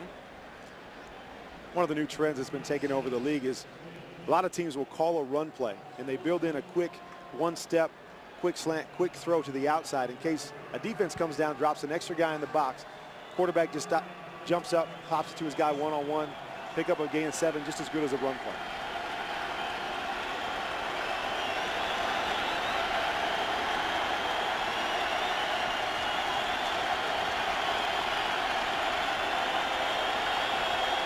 Cardinals showing some pressure, and a nice catch by Liddell Betts. A nifty adjustment by the big man. Great catch by the big guy. And that's what Coach Payton was talking about, that he becomes their third down back. Without Reggie, without Pierre in there, who are great out of the backfield. Maybe doesn't have quite the skill set, but he saw a great job there of being able to adjust to the football, catch it out of the backfield, and that's what he brings to the table in a third down situation. That's a guy that was brilliant at times in Washington, D.C., 1,000-yard season in 2006, and now filling a nice steady role in Sean Payton's offense in 2010. Getting off the right side, busting forward in a huge collision with Paris Lennon. It's almost like a different Saints ball club. You know, we're used to the big plays, trying to attack down the field. Today, you see them coming out really methodical. Short passing game, running the ball, making a consistent effort to hand the ball off, get chunks, get first downs. Not really looking for the big play, but trying to be consistent and just move the football down the field. How frustrating is that, though, when you are a big play offense? At least that's been your calling card, and it hasn't been there. It can be frustrating, but the thing I think the Saints look at is we're still finding ways to win games, so they're able to settle into this a little bit more. Another running play. It's Betts with a nice cutback inside the 20, and the Saints doing some damage on the ground this series. And we knew they wanted to be more consistent, that one of the things they did really well was running the football last year. And it gets lost a lot with their big playmakers, with all their weapons, but they wanted to get back to a consistent running game. Felt like that's where they got the advantage last week against Carolina. And looks like they want to come out here in the second half and establish that as well. Remember, they came into today 30th in the league in rushing, averaging just over 73 yards per game. Right now, they've got 70 on the ground. And it's Ivory again. Slips a tackle, gets inside the 15 before he is upended at the 12. See this two-headed monster of Betts and Ivory and their determination to run the football. That not huge holes, not a lot of space to run, but you see that they continue to give the second effort, continue to punish the defenders instead of being punished themselves. And remember, the Saints do have 3 Pro Bowl offensive linemen in their center, Goodwin, the right guard Evans, and the right tackle Stinchcomb.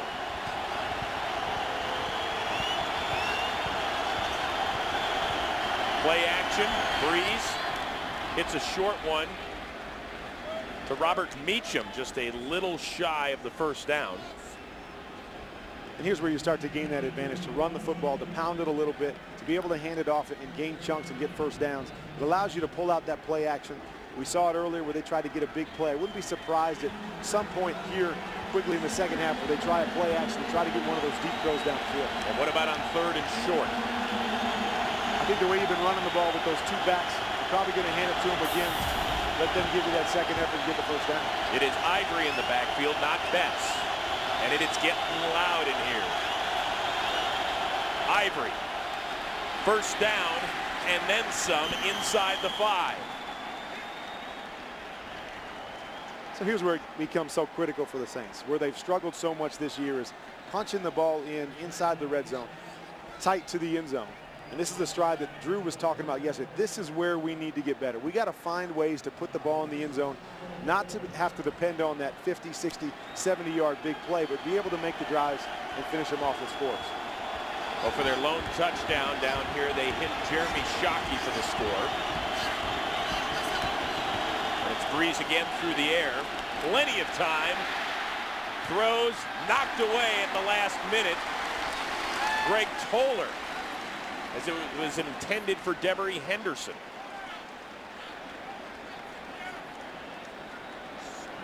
The referees having a little discussion. Perhaps Henderson was out of bounds before. There is no penalty for illegally touching the pass.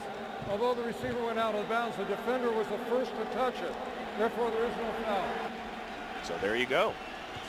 Looked like there was a little confusion in the backfield there, just trying to make a play at the last minute, but I'm not sure what happened between Betts and Breeze. 2nd and goal, and Breeze is going to call a timeout. And we will take one as well, as the Saints are knocking on the door in a tie game. Back in Arizona, Kurt Warner, you were right on the Jeremy Shockey touchdown in the first half. Where do the Saints look now? Well, they love to use Reggie Bush down here. With him not being available, I think you look to one of your big receivers on the outside to try to get a one-on-one matchup. Instead, it's Betts up the gut. Goes nowhere, maybe a yard. Calais Campbell in there along with Alan Branch. Brian Robinson as well. And Drew told us this week that he felt one of their struggles in the red zone was their lack of consistency in the run game. That if they wanted to be able to score touchdowns and score them more consistently, that they had to be more conscious of running the football down in these areas. And you see Sean Payton trying to do that right now. Well, they have been very consistent on this drive on the ground, which is approaching 7 minutes. 3rd and goal. Breeze burns another timeout.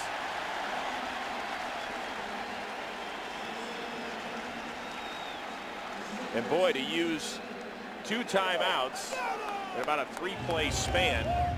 There seems to be a little bit of confusion between Odell Betts and Breeze. Not exactly sure what's going on, going the wrong direction or expecting something different from him. But it looks like a couple of the timeouts have been caused by that confusion, getting out of the huddle and getting guys lined up in the right spot. And so once again, if you're looking for Marcus Colston, if you're Drew Brees, you like his size down here. You love his size, you know, something that as they lined up for that last play, they put Jeremy Shockey out wide too. Adrian Wilson came out to cover him. That could be a matchup. You know, Adrian's been really critical of his pass coverage over the past couple weeks. I know they love Jeremy Shockey's size in this situation, so wouldn't be surprised if they used him as well. Well, Shockey on the sideline, replaced by number 80, Jimmy Graham, who's at the bottom of the line. Now they're flexing him out wide. Little draw play to Betts, who is dragged down, but there is a flag down as well.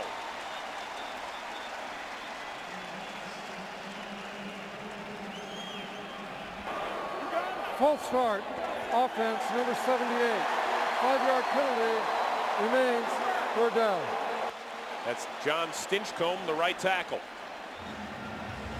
You come to understand how difficult it is to score down here anyways. The Saints have been having so many problems. Then you put your backs against the wall, set yourselves back with a penalty like that, 10 yards to go. These are the things that are preventing them from having those big blowout games like we're so used to expecting from the Saints. And Jeremy Shockey, who scored the Saints' lone touchdown in the first half, is back in. Split out left alongside Marcus Colston. 3rd and goal from the 9. Brees hits Betts out of the end zone, but he is dropped quickly. It is Michael Adams. You're in a situation like that, that's exactly what you want Drew Brees to do. You don't want to let him make a throw into the end zone, allow one of his playmakers to make the play. You want him to kick it out. You want to come up, rally to the football, and make the play. And Mike Adams does a tremendous job in the open field of tackling the big Liddell Betts. That's about 250 going against maybe 180 on that. We see Mike Adams come up and shove his nose in there a couple times, known as Little Mike, but showing himself pretty big today. So now a 29-yard field goal try by Carney. And he misses it.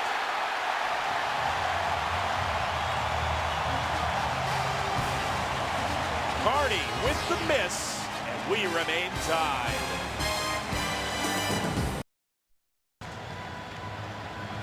John Carney was re-signed by the Saints because he was so dependable from inside the 30. Not this time, wide left on the 29-yarder. Oddly enough, that is the same distance that landed Gary Hartley on the bench, by the way. Hartley, the other kicker, will be back in the starting lineup at some point, Sean Payton says. The youngster missed a 29-yard field goal against Atlanta in week 3 in overtime that would have given them a win. So the Saints have been having a few kicking issues as of late. They have, and there's few things more deflating than 13-play drive, 61 yards, taking 7.5 minutes off the clock, all the way down inside the 5-yard line and getting absolutely no points out of it.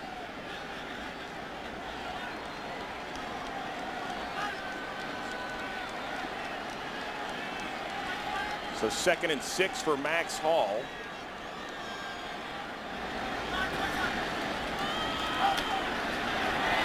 Looking and completing. That is Andre Roberts, the 3rd-round pick out of the Citadel with his 2nd catch. Great timing and throw by Max Hall. You see, the Saints are playing a bracket coverage on Larry Fitzgerald, trying to take him out of the game. Max does a great job going away from Larry, seeing that double team, and going back into a single receiver side. Hall was picked off on his 2nd pass this afternoon. He got rung up near the goal line, but he has showed a tremendous amount of courage and has the Cardinals in a 13-13 game. Hall hits Fitzgerald, spins forward close to the 1st down, and that's going to do it through the first 3 quarters. It's Saints 13, Cardinals 13. Fox NFL Sunday continues after a word from your local Fox station.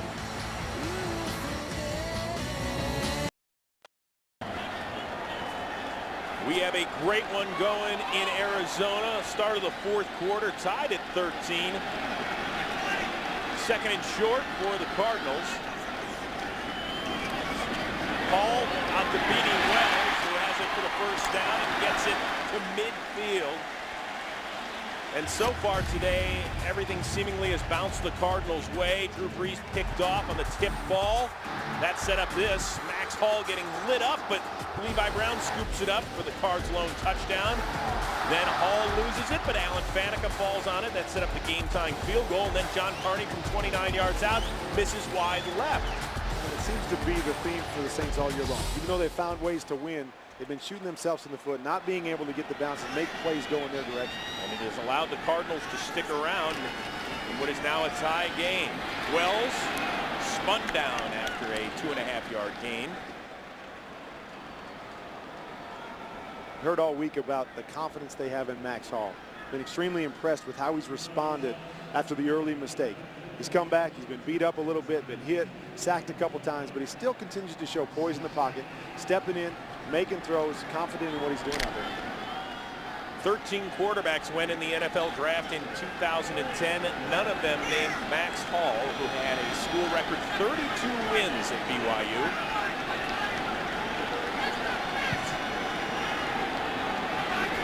Second and 8, empty backfield.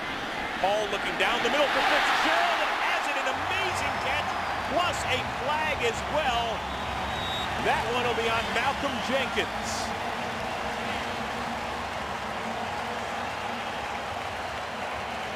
There's few guys in this league that can go up and get the ball like Larry Fitzgerald.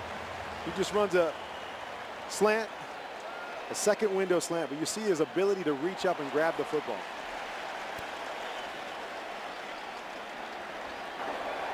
After the catch, personal foul, grabbing the face mask, defense number 27.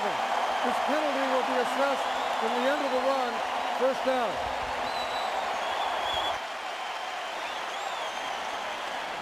The 15-yard foul on Malcolm Jenkins, filling in for the injured Darren Sharper. He gets a fistful of face mask, perhaps a few braids as well. And it's always a comfort to have a big guy like that as a quarterback. You can throw it up and away where only he can get it. And he's one of the best in the league at being able to go up at the highest point and pull down the football. Cardinals in the red zone. Hall flushed away and just throws it out of bounds. Nice play by the young man right there. I'm sure the coaches were talking to him after the earlier play in the red zone where he tried to force it, tried to make a play. Great job there, realizing that the play was over. There was nothing to be had. Live for another down. Are you a little surprised that the Cardinals are in a 13-13 game with the Saints based on the fact they're starting an undrafted free agent rookie and they've had so many issues on defense? Definitely a little surprised, especially the way the game started. I would have thought it might have got out of hand with all those things going against them, but they've done a great job of being resilient, making the plays, making the bounces go in their direction. Inside handoff to Wells, who looked like dropped the ball after the hit by Danny Clark, but he fell on top of it if he did indeed lose it for a second.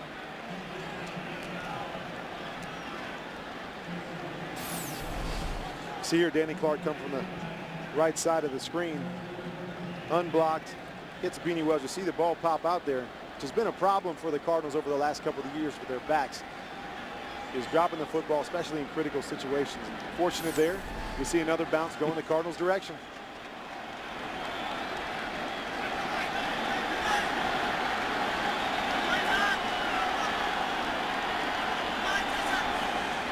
Third and 10, Hall hits Fitzgerald, who gets wrapped up shy of the first down by Jenkins.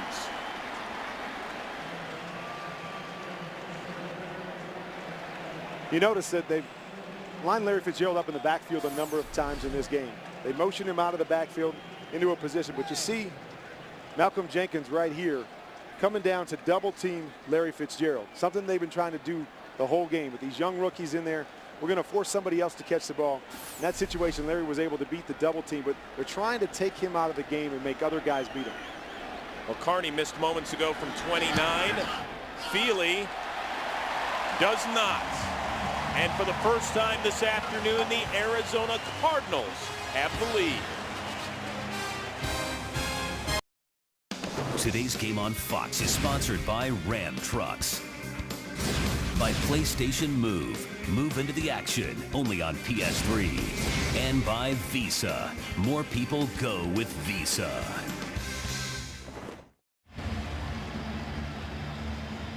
Welcome back to Arizona, where for the first time this afternoon, Max Hall and the Cardinals have a lead after the 29-yard field goal by Jay Feely.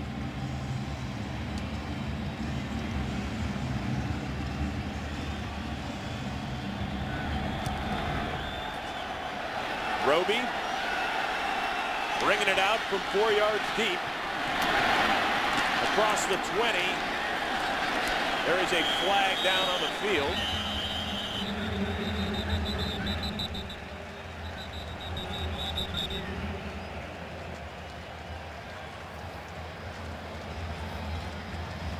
And the Cardinals indicated is holding on the Saints.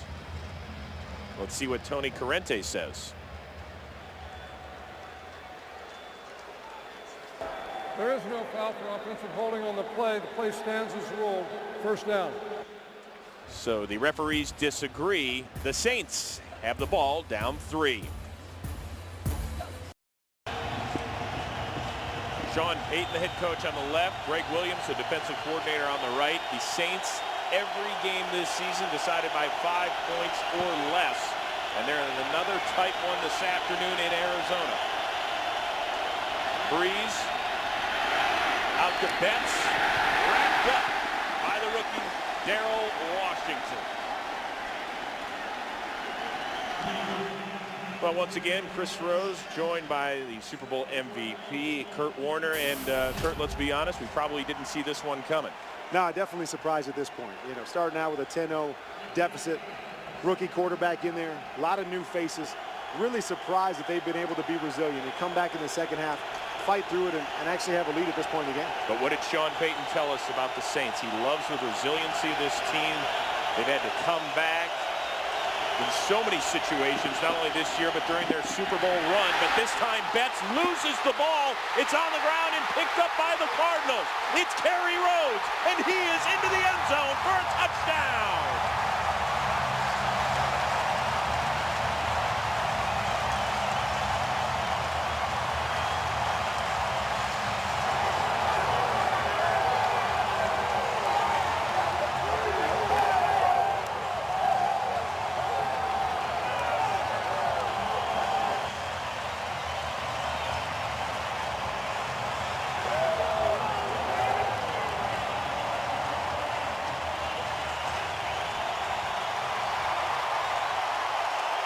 For the second straight week, Rhodes returns a fumble for a score. We talked earlier in the broadcast about them replacing some of the guys that they lost due to free agency and trades this offseason. One of those guys was Antrell Roll, who was great at making the big play and changing the complexion of the game. One guy that's been able to step in and make those plays for him is Kerry Rhodes. The former Jet gets it done in Cardinal red. The strip, the return, and it's worth 6. The Cardinals add their lead. Last year, it was all about the Saints creating turnovers and turning them into points. Today, it's been Arizona. Kerry Rhodes returning the fumble of that man, Ladell Betts. And Arizona now with the 10-point lead. But as you said, last year, I think they scored 141 points off of turnovers, 7 direct touchdowns by the defense. Today, they're down 14-3 in the turnover category. Cardinals are taking advantage of every mistake that the Saints are making. Roby running it out of the end zone again. Gets it up to the 25. Reagan Mauia drags him down. So Kerry Rhodes leaving his mark on the goalpost. Does that look a little crooked to you? It's a little bit crooked. And here's why. Rhodes, former high school basketball star, wanted to play hoops for Denny Crum at Louisville. Instead, he focused on football, but the man still got some ups. Guess that's what they call a power dunk.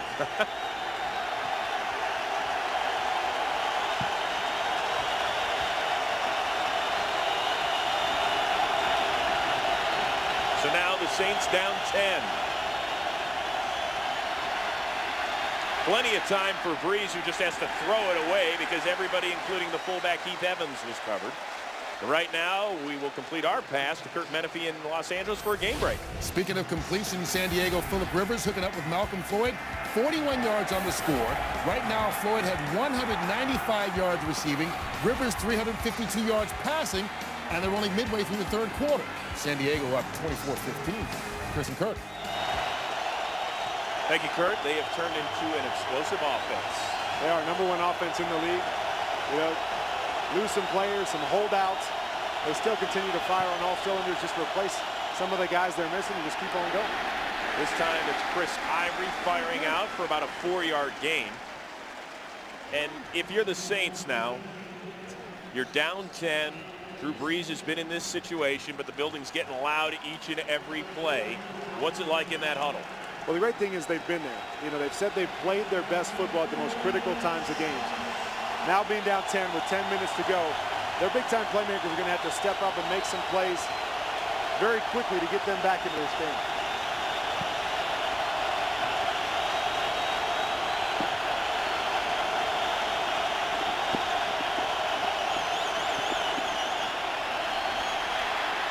Breeze to Colston, and he moves the chains.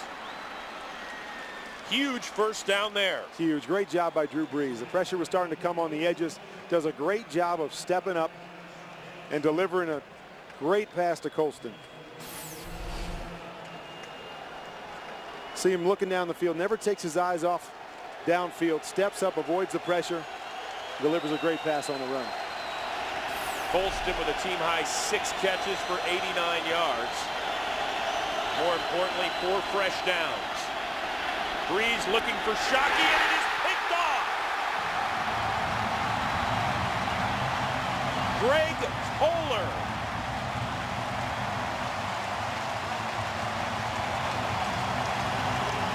And a great play by Greg Toller. Looked like Jeremy Shockey got a great release. Had him beat. Drew Brees just underthrew the ball just a little bit.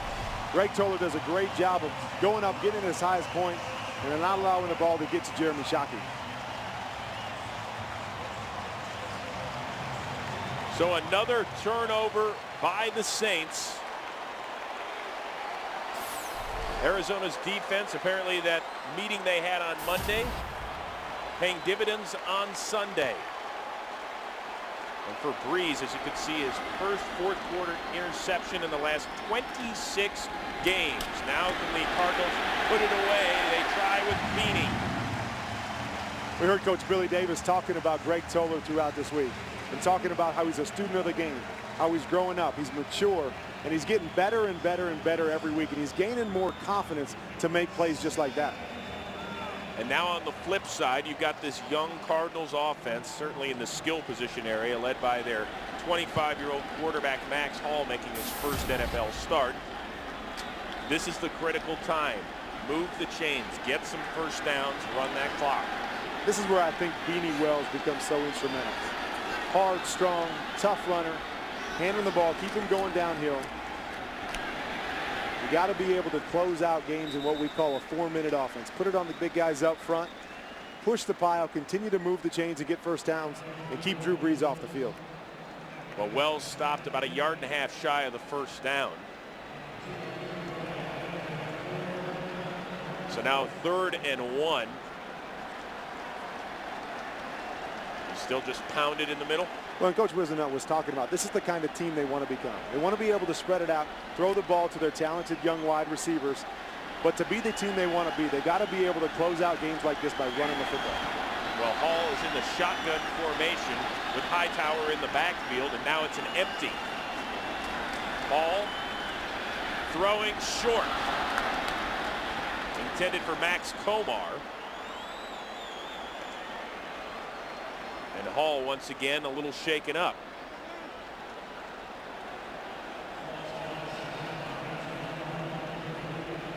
He limps off the field, and let's see what happened. He got stepped on by Deuce Latui. Probably the wrong guy to have step on you. That's no little man. I've been stepped on by that guy a couple times, and it never feels good. I think I see the cleat marks on your left boot. Graham boots it away. Moore calls for the fair catch and makes it at the 11. So under 7.5 to go in Arizona, and the Saints got to get something going, down 10.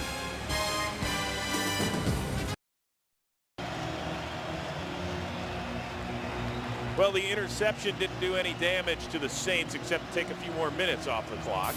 If you're Drew Brees, do you start going 2-minute right now? I think you got one more chance to stay in your conventional offense. Try to move the ball down the field.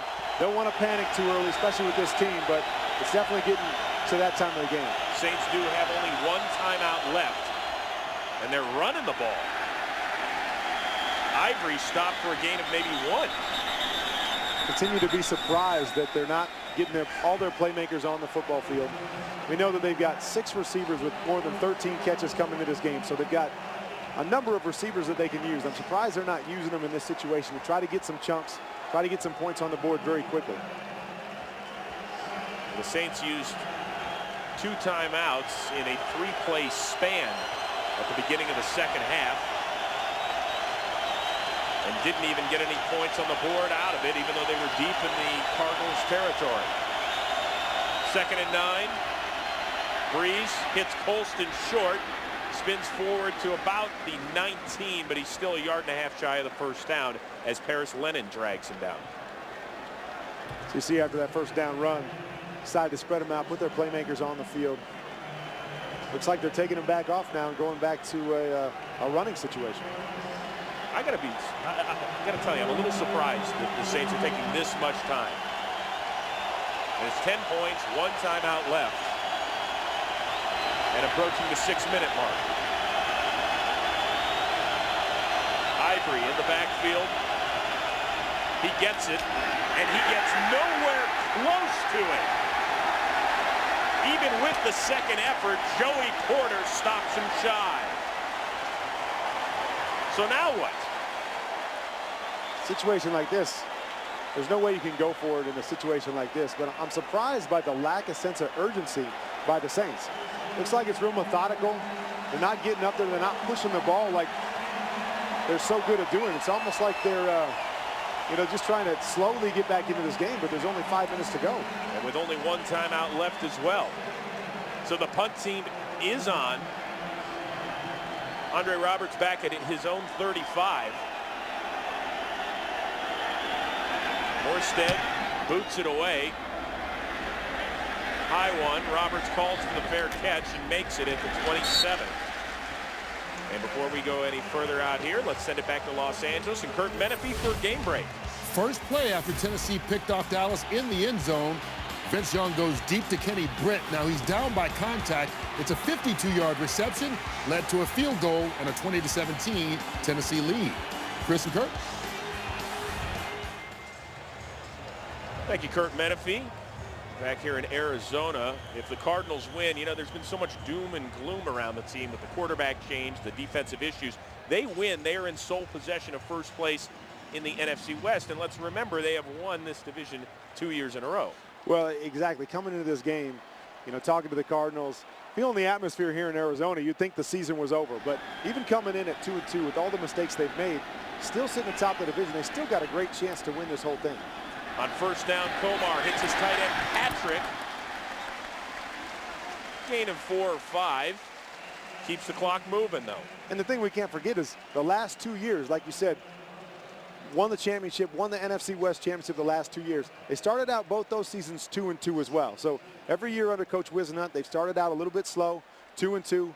They've been able to come back, gather the troops together, and win the division. And so there's no reason to panic at this point in time, and I think that's what Coach Whisenhunt was talking about this week. And we're not there yet. We haven't found that identity, but we just need to settle into this. Couple subtle changes here, play better football, and we still got a great chance at this thing. Most importantly, they've never been 2-3 under Ken Whisenhunt. Wells up to almost the 35.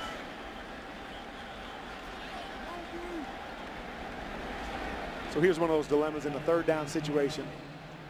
You take a chance, do you throw the football, do you try to get the first down here, do you run it, do you use the clock, give it back to the Saints offense because your defense is doing a great job of getting them in and out of those third down situations. What do you do? I think in this situation when you're ahead You're beating the Super Bowl champions. I think you take a chance. I feel good with where Max is at right now. I think you do a conservative throw, but you throw the ball, try to get that first down, and try to keep the Saints from having any opportunity to get back into this game. Play clock down to 3. They get it off. Hall whistles. And the Cardinals had called a timeout. Timeout. Arizona. This is their first. This is a 30-second timeout. Well, once again, support the NFL's A Crucial Catch breast cancer awareness campaign by bidding on authentic game day NFL pink products and experiences at NFL.com/auction. Many of the players out here, including Larry Fitzgerald, wearing pink in honor of Breast Cancer Awareness Month. You know, Larry, this is a cause that hits close to home.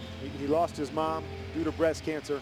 He's made a commitment throughout this month, Breast Cancer Awareness Month, that for every catch that he makes, he's going to donate $1,000 to the American Cancer Society and the Carol Fitzgerald Memorial Fund. And for every touchdown, he's going to donate $5,000. So NFL does a great job of making sure the stadiums look pink during this month and supporting a great cause.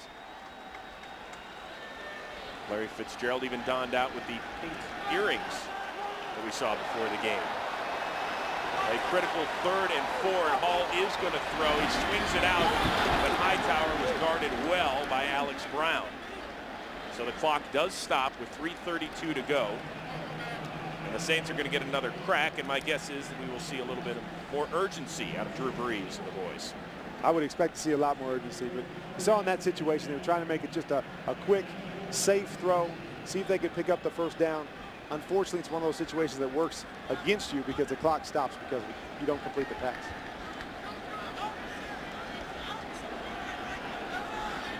Very interesting call.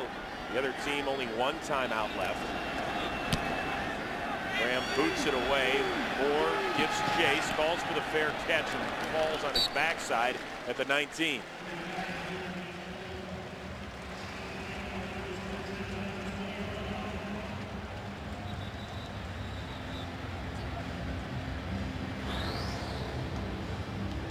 So now Drew Brees and the Saints perhaps looking for the home run ball as once again the NLCS starts this Saturday on Fox.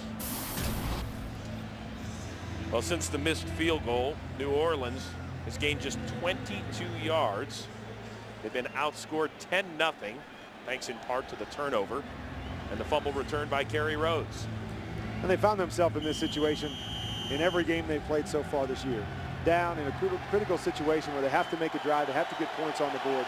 See if they can sustain that rhythm here, because not only in this situation do they have to score one time, but they got to get 2 scores in the next 3.5 minutes. And once again, remember, only one timeout left for the Saints. Brees hits Moore and gets out of bounds at the 27. And if you're the Cardinals, you're going to try to make Drew complete balls underneath.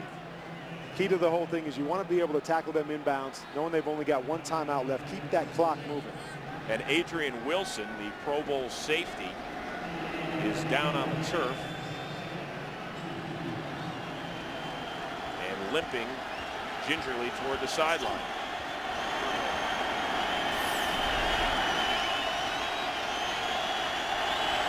He got stepped on by his teammate Harris Lennon and lost his shoe as well.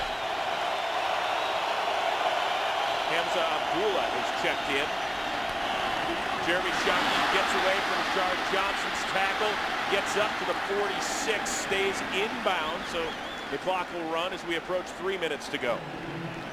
So again, you got the Saints to do what you want them to do, throw the underneath pass.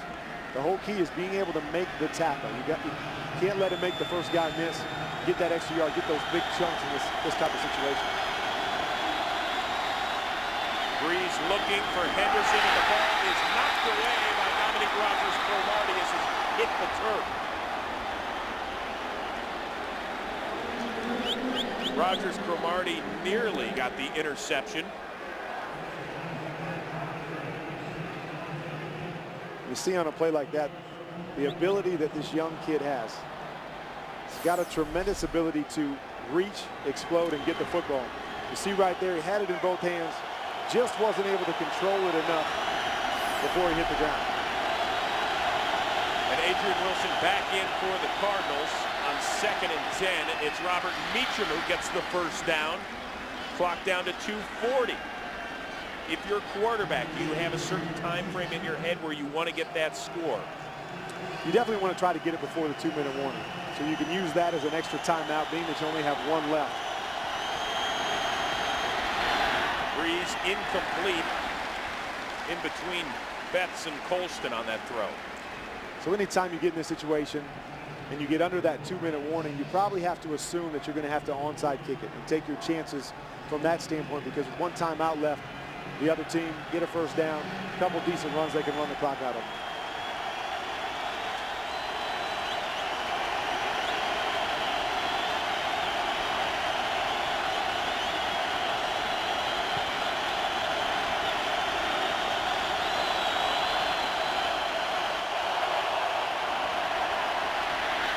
Breeze hits Meacham again, but he could not get away from Dominique Rodgers-Cromartie as the clock keeps ticking down to 2:10 now.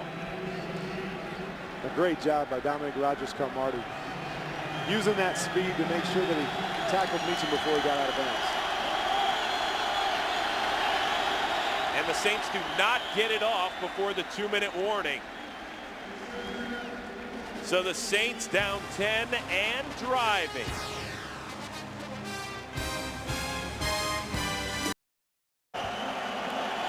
It has been a very tough second half for Drew Brees and the Saints. Shut out in the scoring column. They missed a 29-yard field goal by John Carney, or else it would be down to just a 7-point deficit. Here Brees has it knocked away by Rodgers-Cromartie again, but there is a flag down in the secondary.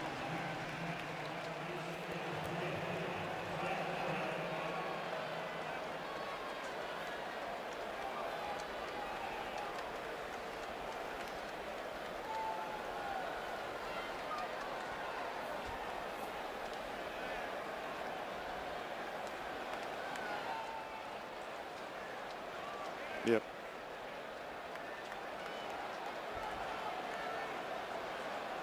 There are fouls against both teams on the play that will offset.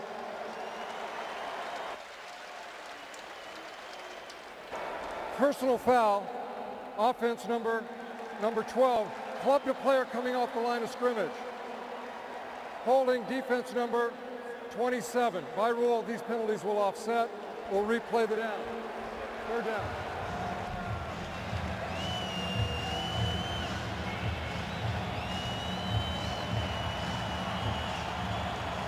So after the offsetting penalties, it's now 3rd and 3.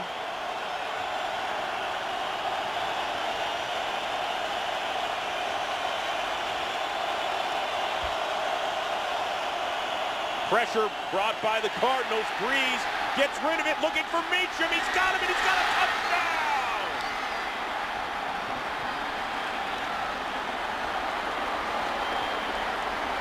An amazing job by Drew Brees to keep that play alive, and the Saints are still alive. Pressure coming in his face. Looks like a sure sack. Does a tremendous job of stepping, just avoiding enough, getting the ball out there in a position where Robert Meacham can make a huge play.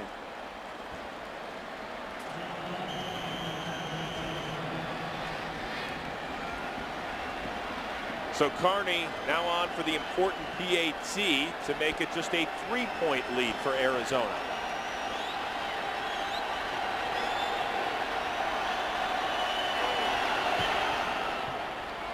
And that's what it is. So you see on this situation, the pressure, Kerry Rhodes coming free. Drew Brees does a tremendous job stepping up, getting the ball back in his hands in a position to make that throw to Robert Meacham. And for Meacham, a big play guy a year ago, 10 TD grabs last season. That is his first of 2010. And now it all comes down to the onside kick. He was the one piece of the puzzle that had been missing a little bit. Big play receiver for him last year. Only had 6 catches coming in, but shows up in a big time in this football game.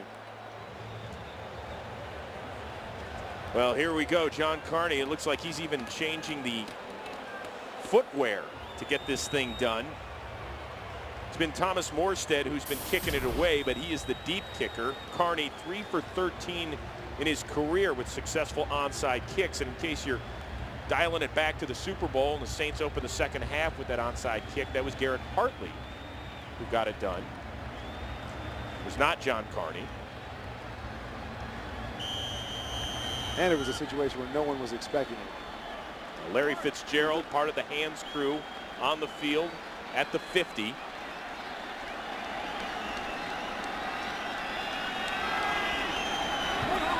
It's in the air. There are flags down, and Fitzgerald's got the ball as well.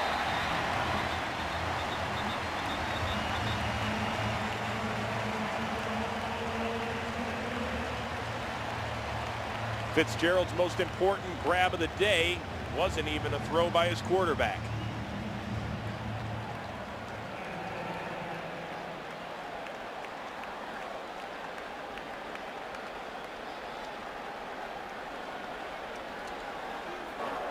Offside, kicking team. By rule, this penalty be assessed at the spot where Arizona recovered the ball, first down. With the game clock operator, please reset the game clock to 1:48.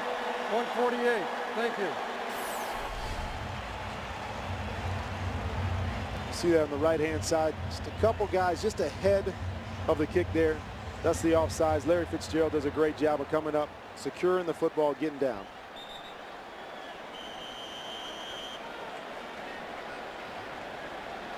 And so Larry Fitzgerald makes the critical grab. And now Max Hall in the quarterback's favorite formation. Coming into this game, we talked a lot about identity.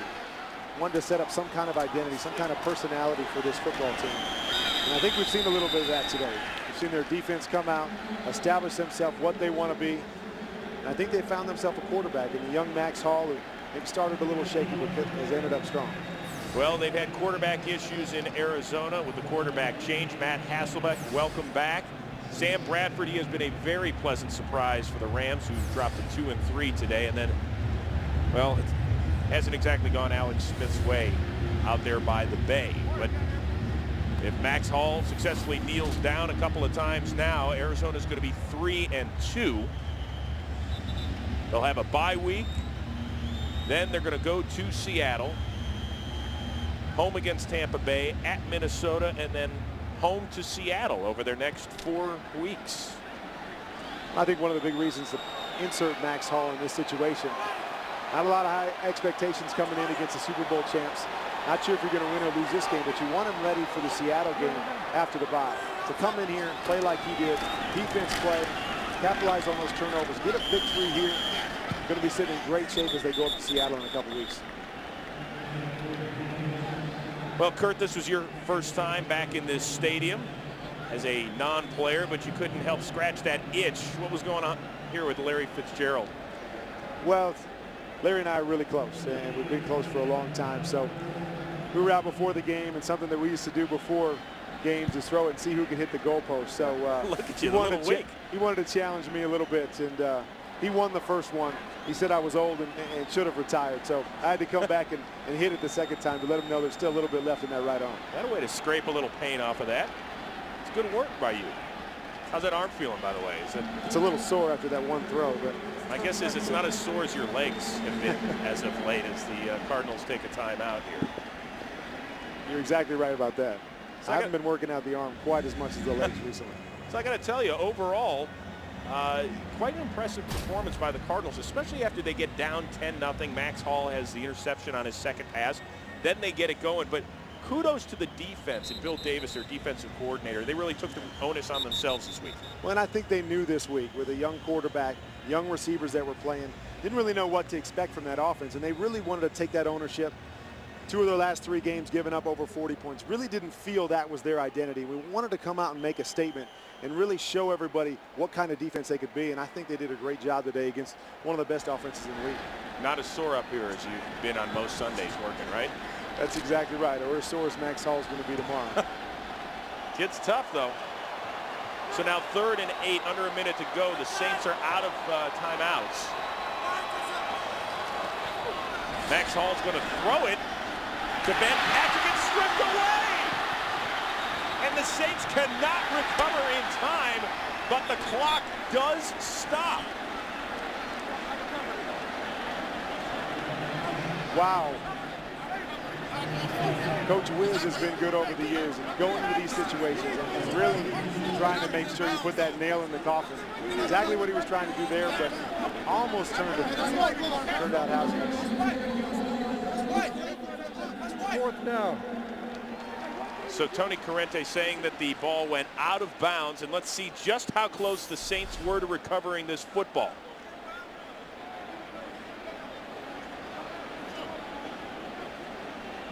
Great strip there by Roman Harper, and the Saints, wow, that one's pretty close. I mean, yes, Larry Fitzgerald ended up recovering the football, but it was a great effort by the Saints and Malcolm Jenkins just to try and keep it in bounds.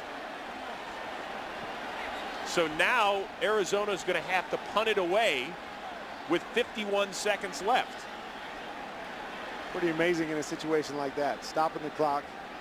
I know you're trying to get that first down and make sure you finish it without putting your defense back out there. Well, now they are going to say that Fitzgerald recovered it in bounds, so they're going to say it's okay, let's wind the clock now. And this is a huge help to the Cardinals. Now with 6 on the play clock. Moore lets it hop, and Abdullah downs it at the 9.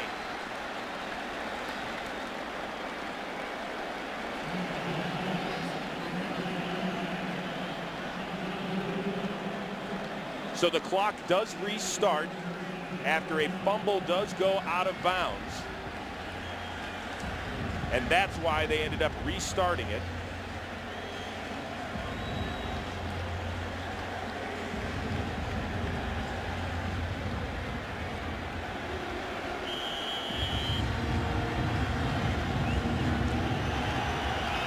So now the Saints have to go about 55 yards to even think about a field goal in 24 seconds. And no timeouts. Breeze looking, and the ball is picked off by Dominique Rodgers-Cromartie. There is a flag down in the backfield, but Rodgers-Cromartie gets into the end zone.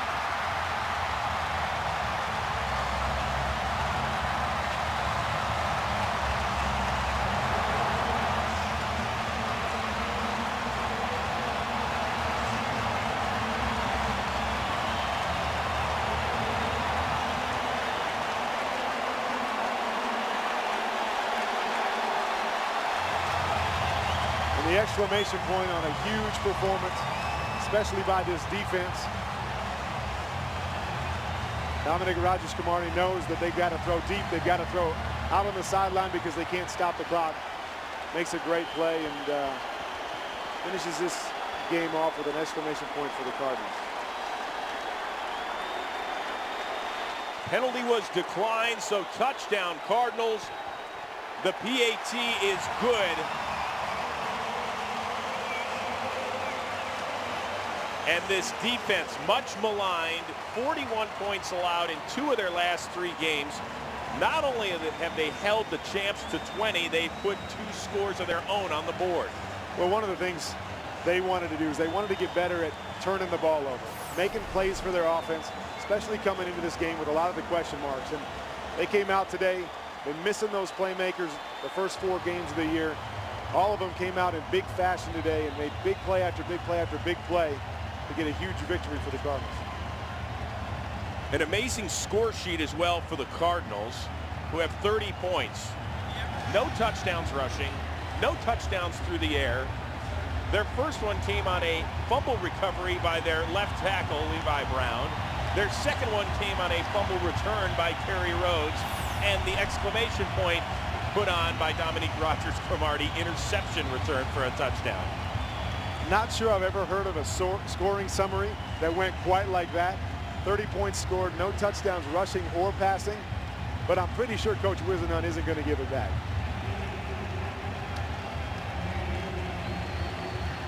Well, today's game has been produced by Chuck McDonald, directed by Derek Manning. The associate director is John Coleman, broadcast associate Eric Mandia, the technical producer Matt Benedict.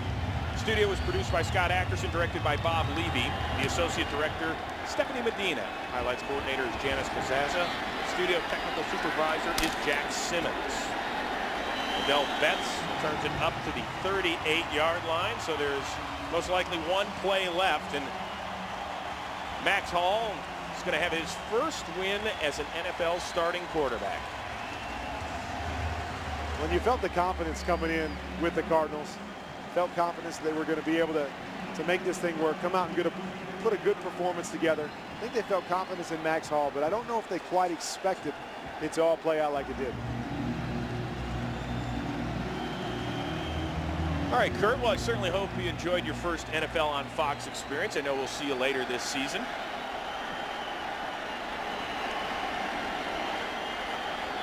Drew Brees is going to take a knee instead of a pounding. And the Saints are going to get out of here with a 10-point loss. Your final score from Arizona, Cardinals 30, Saints 20. We will be back to wrap things up from Glendale, Arizona, right after this.